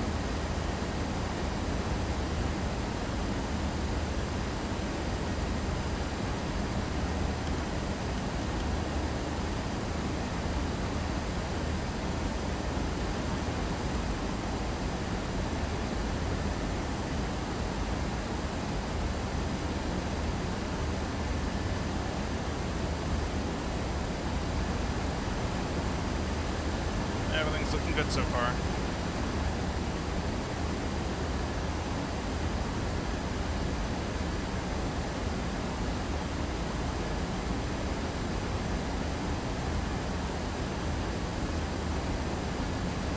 Alright, we'll go ahead and switch to standard pressure, or local pressure, sorry. 23009. So we'll over here.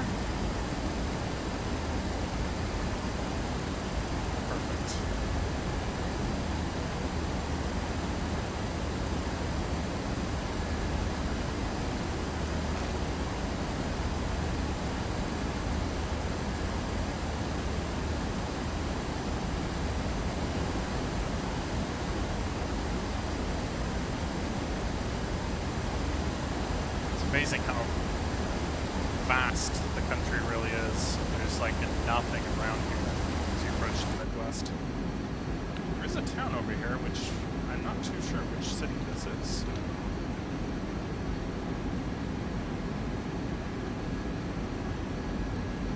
Mendota? Possibly?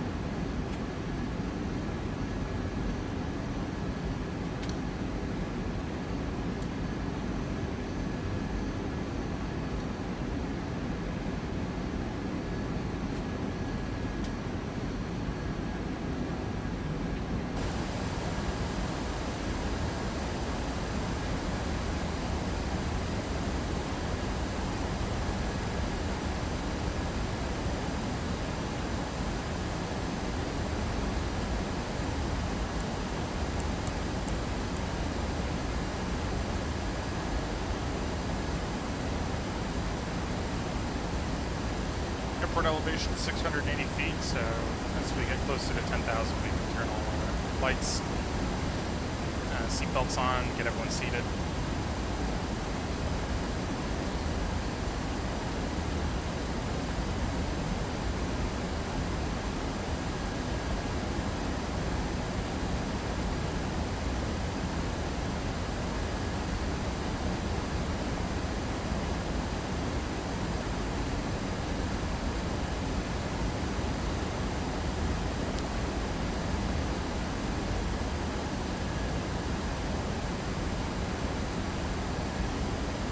Might need a little bit of speed brake to kind of drive us down a little bit here after this next waypoint, because the speed's going to start to roll back.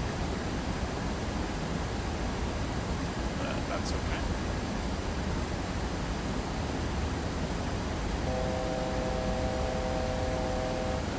The final approach fix here is going to start at 2,300, so I'm actually going to take us down to 8,000 here. That's the first.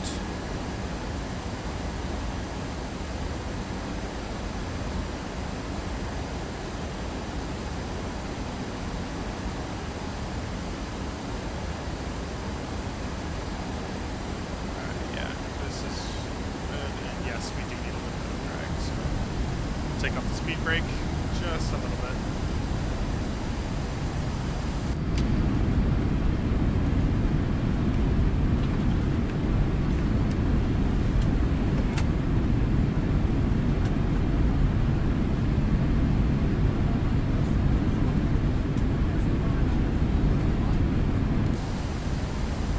And then I'm going to go ahead and actually get everyone seated right now, so...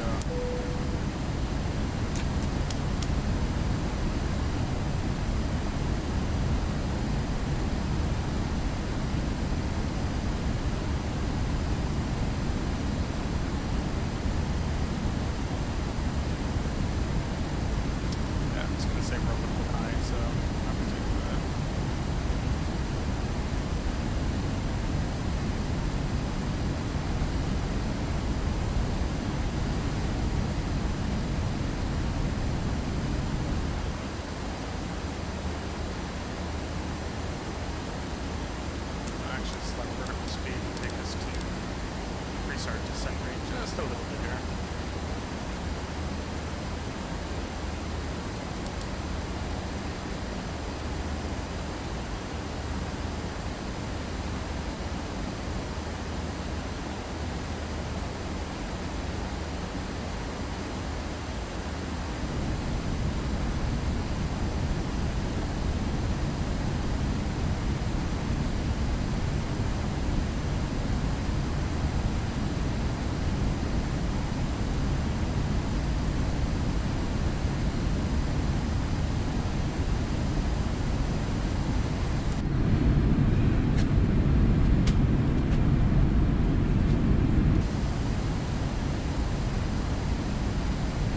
Our speed under 250 knots below 10,000 feet. Switch over to our approach plate here, and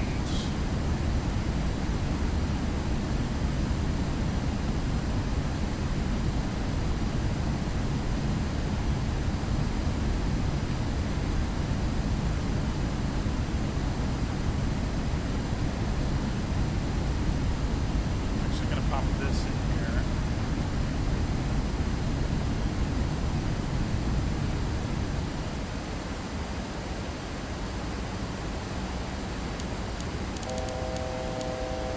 We will level off to 7,000 feet here. I just want to make sure we have enough track miles for the approach.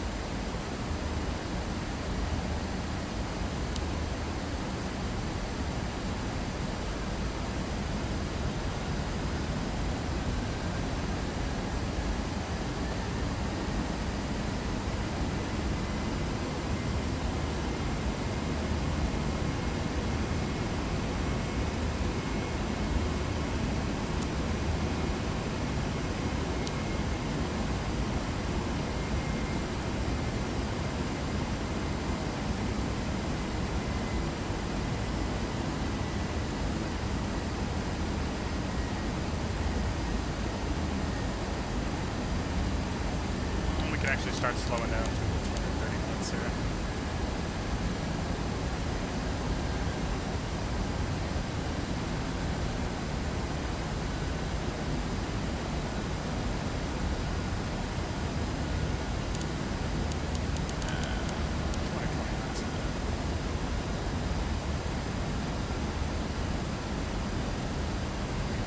Start taking out flaps in just a second.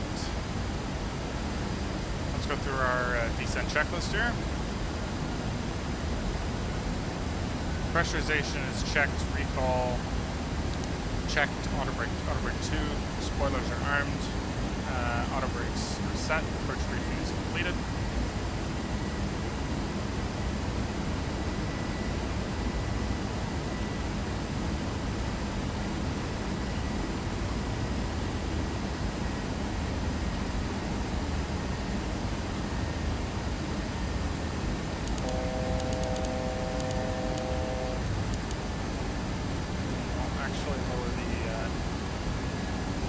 Target altitude to 2300. We will join the.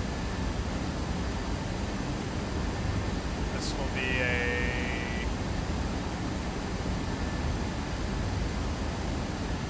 Yeah, 10 nautical mile flight. Okay, take out flaps 1.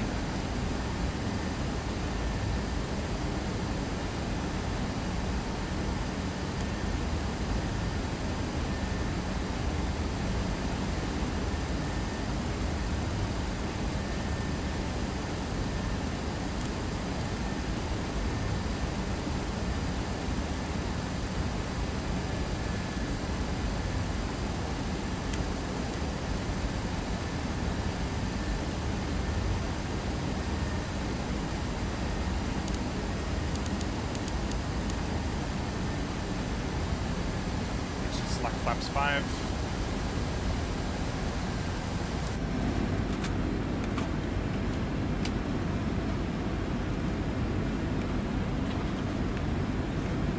Probably going a little slower than we should, but that's okay.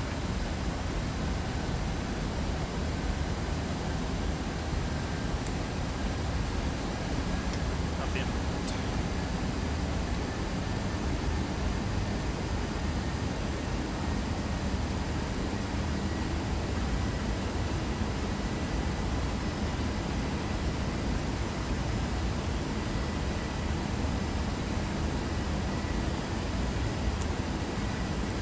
Arm the localizer as well.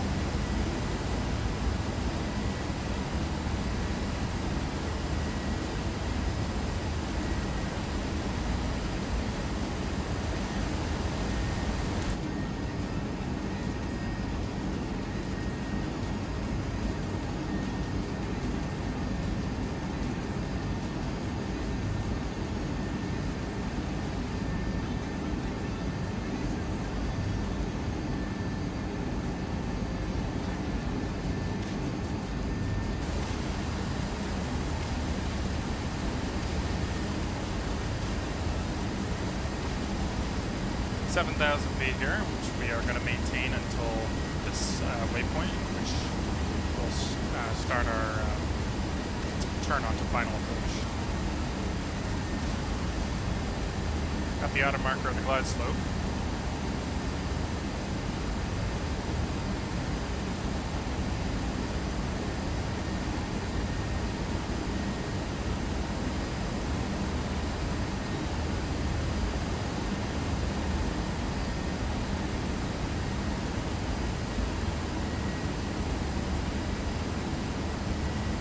Localizer's been captured.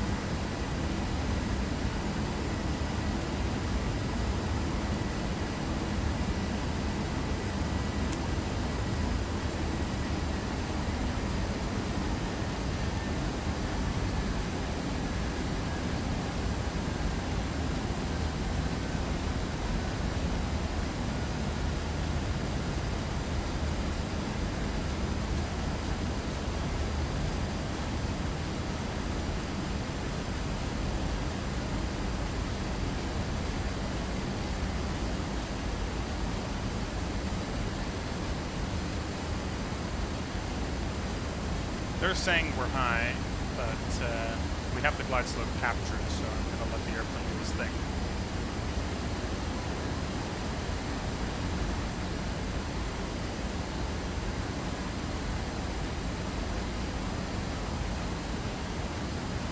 Okay, we'll take the speed back to, actually we can leave it at,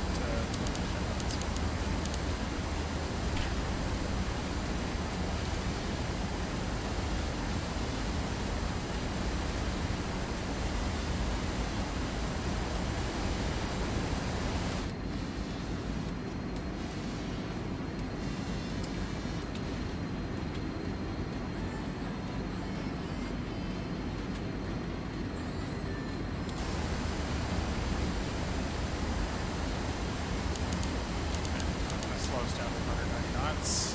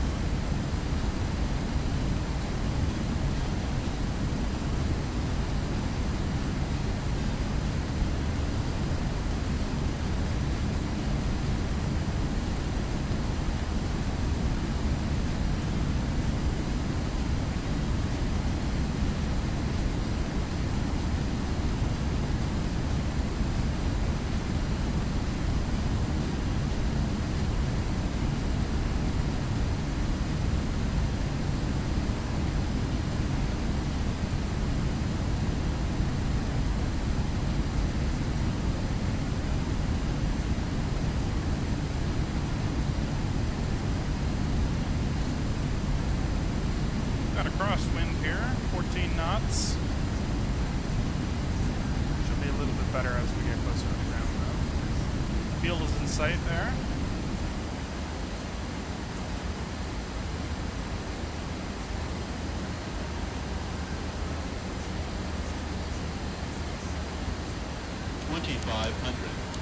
$2,500.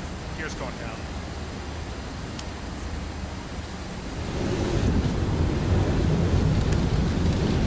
Flaps 15. 143 is what we're looking for, so we'll set 143. This approach altitude is 4,000.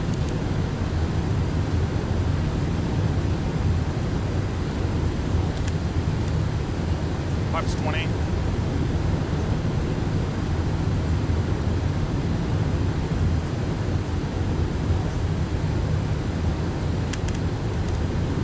Flaps 30.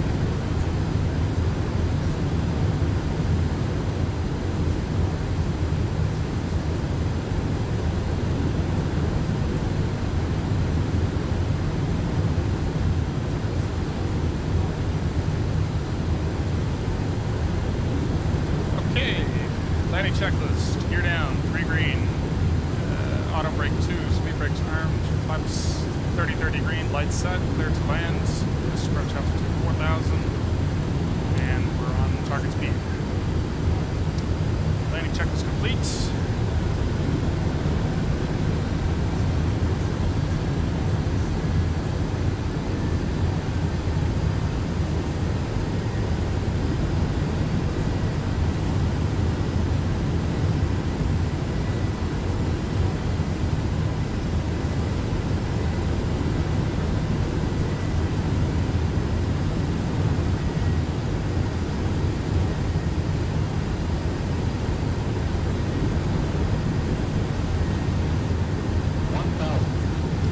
Feet, stable, I have control.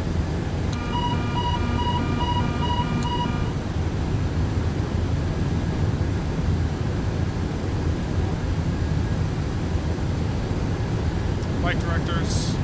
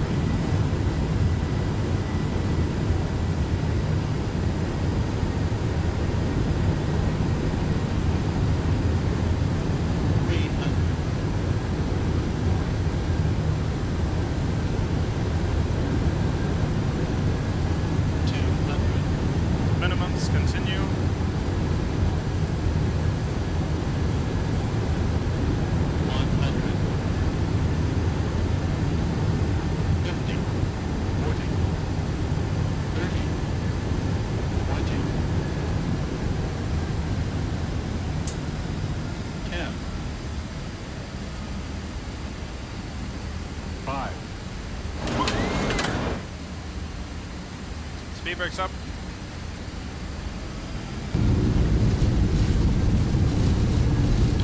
Reverse screen.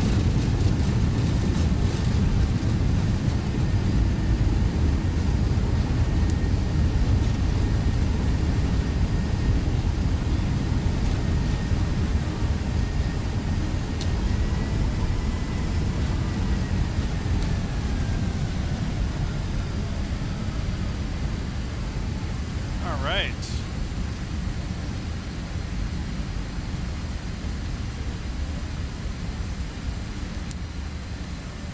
Ladies and gentlemen, welcome to Chicago. Local time 5:34 p.m. We will vacate via Foxtrot here.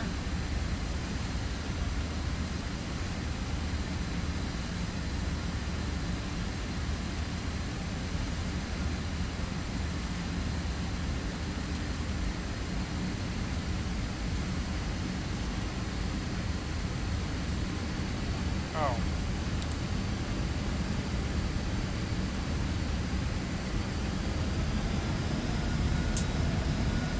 There we go. And for some reason, my computer always lags when we come into Chicago, but that's okay.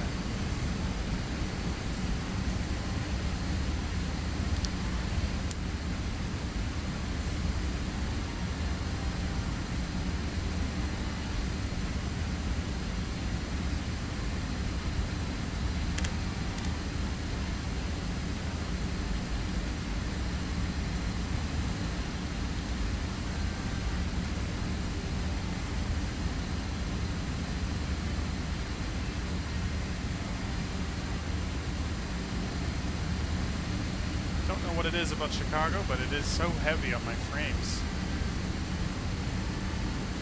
Let's get the ILS frequency back to standby. Cross this runway, and then we're looking for Charlie 9.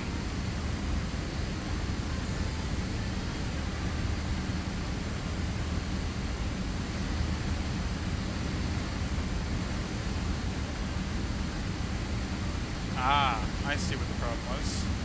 I ran into this issue before, actually.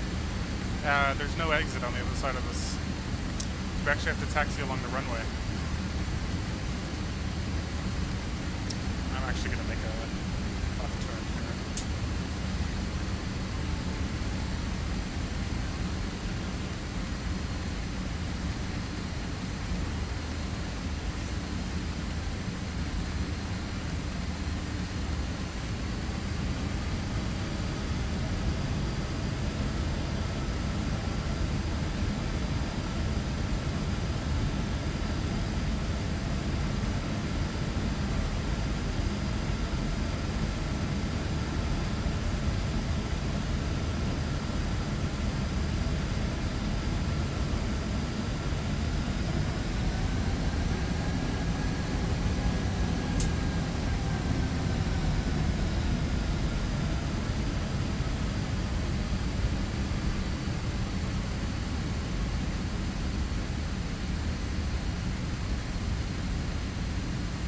Off this runway here.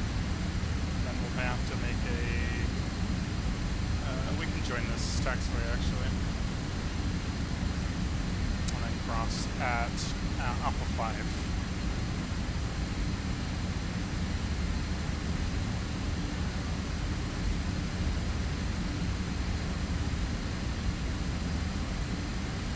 Alright, wing light and strobes going off. Landing lights can go off. Turn off lights on though. Come on. There we go. TCAS can go to TA.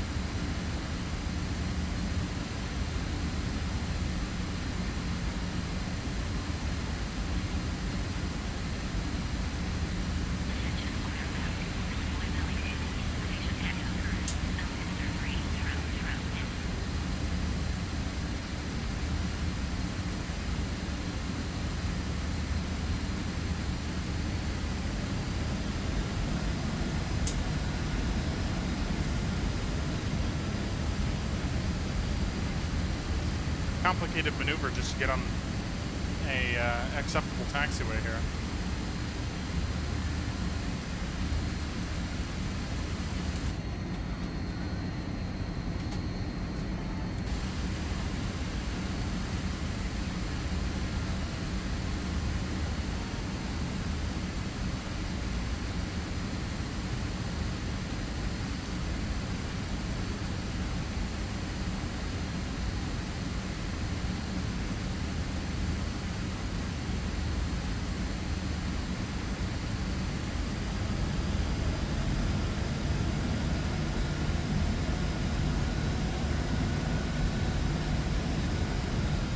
Charlie 9 is on the inner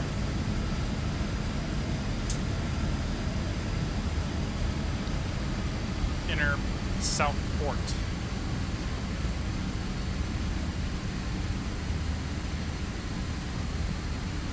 If I can go in here, I'm actually going to take this. This is not on my chart.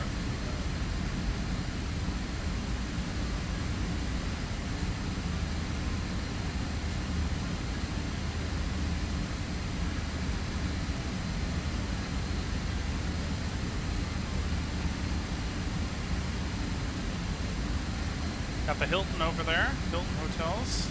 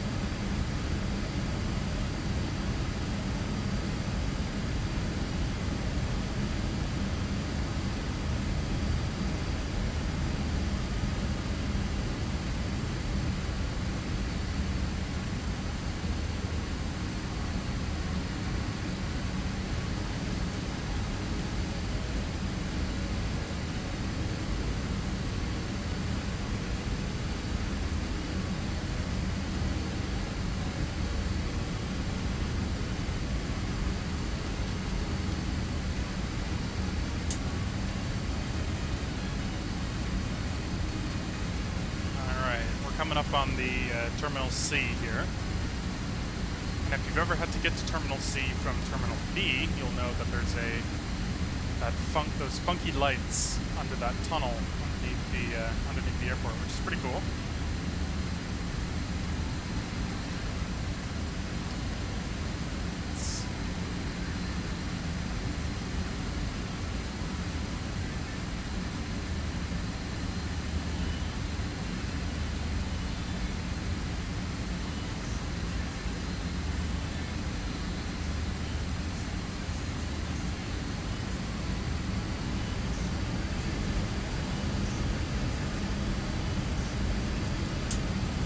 No entrance to this. Oh, I'm just going to turn here.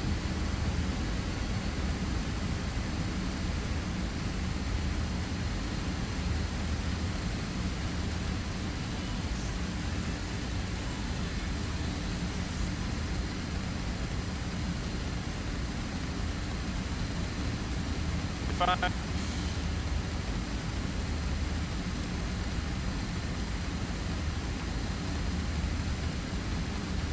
7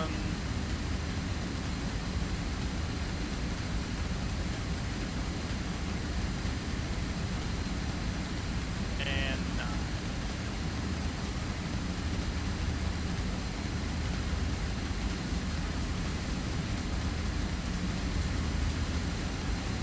Alright, now we have to be careful with parking this thing because it's so long.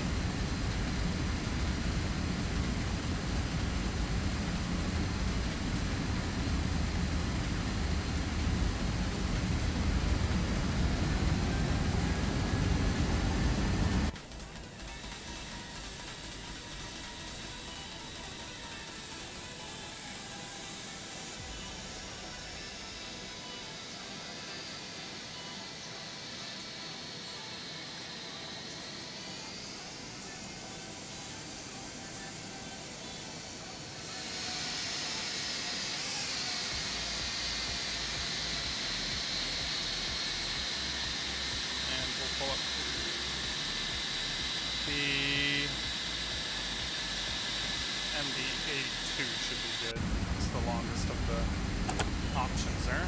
Set the parking brake, nose light, and one more way turn off lights to be off. Isolation APU valve. APU gen is on. Engine master 1 and 2 off. Beacon light off. Seatbelt off. Attach the jetway. Listen to those engines power down. That sounds good. Fuel pumps can go off as well.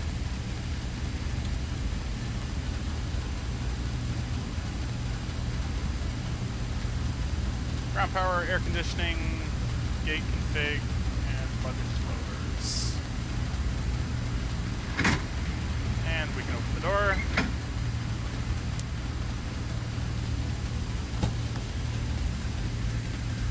And that is it, my friends. Welcome to Chicago.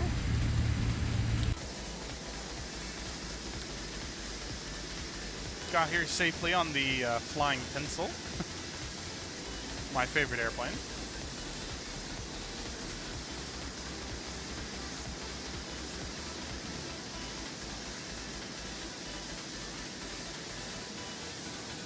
Looking great here.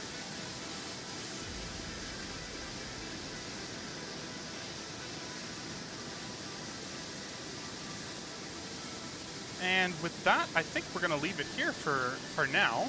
We may take this plane to LA later, either later today or tomorrow. But for now, I'm going to leave it there, folks. We'll get the APU off. Kind of shut things down here.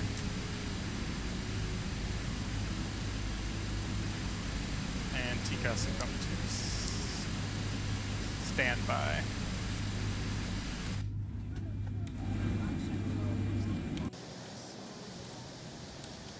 And yeah, that's pretty much it from me today. But I want to thank everybody who tuned in very much for staying for the flight and supporting the channel. It really means a lot to help this channel grow. I hope to see you guys on the next stream. I'm going to try and keep doing flights, pushing stuff out. Maybe we'll play some other games as well pretty soon too, so it won't just be flight sim streams, will be other stuff as well. But for now, I'm just having fun flying and showing you guys how the airplanes work and sharing my passion for the sim with you. But for now, until next time, my friends, thank you very much, and I will see you all very soon.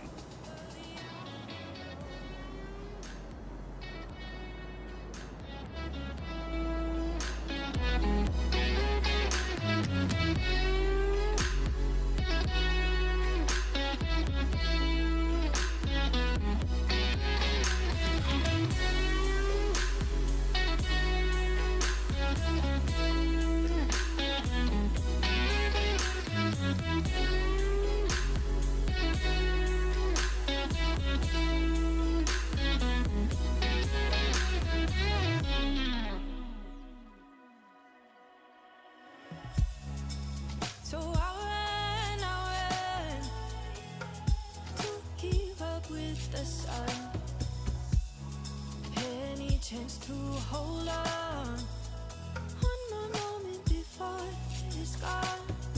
After the taste, I'm desperately chasing. Nothing else quite equates to a piece I'm feeling after a taste. I won't need to waste my time with pain, 'cause I never known this healing. I forget my lows in the afterglow, in the afterglow. Solace is composed in the afterglow, in the afterglow. Reveries unfold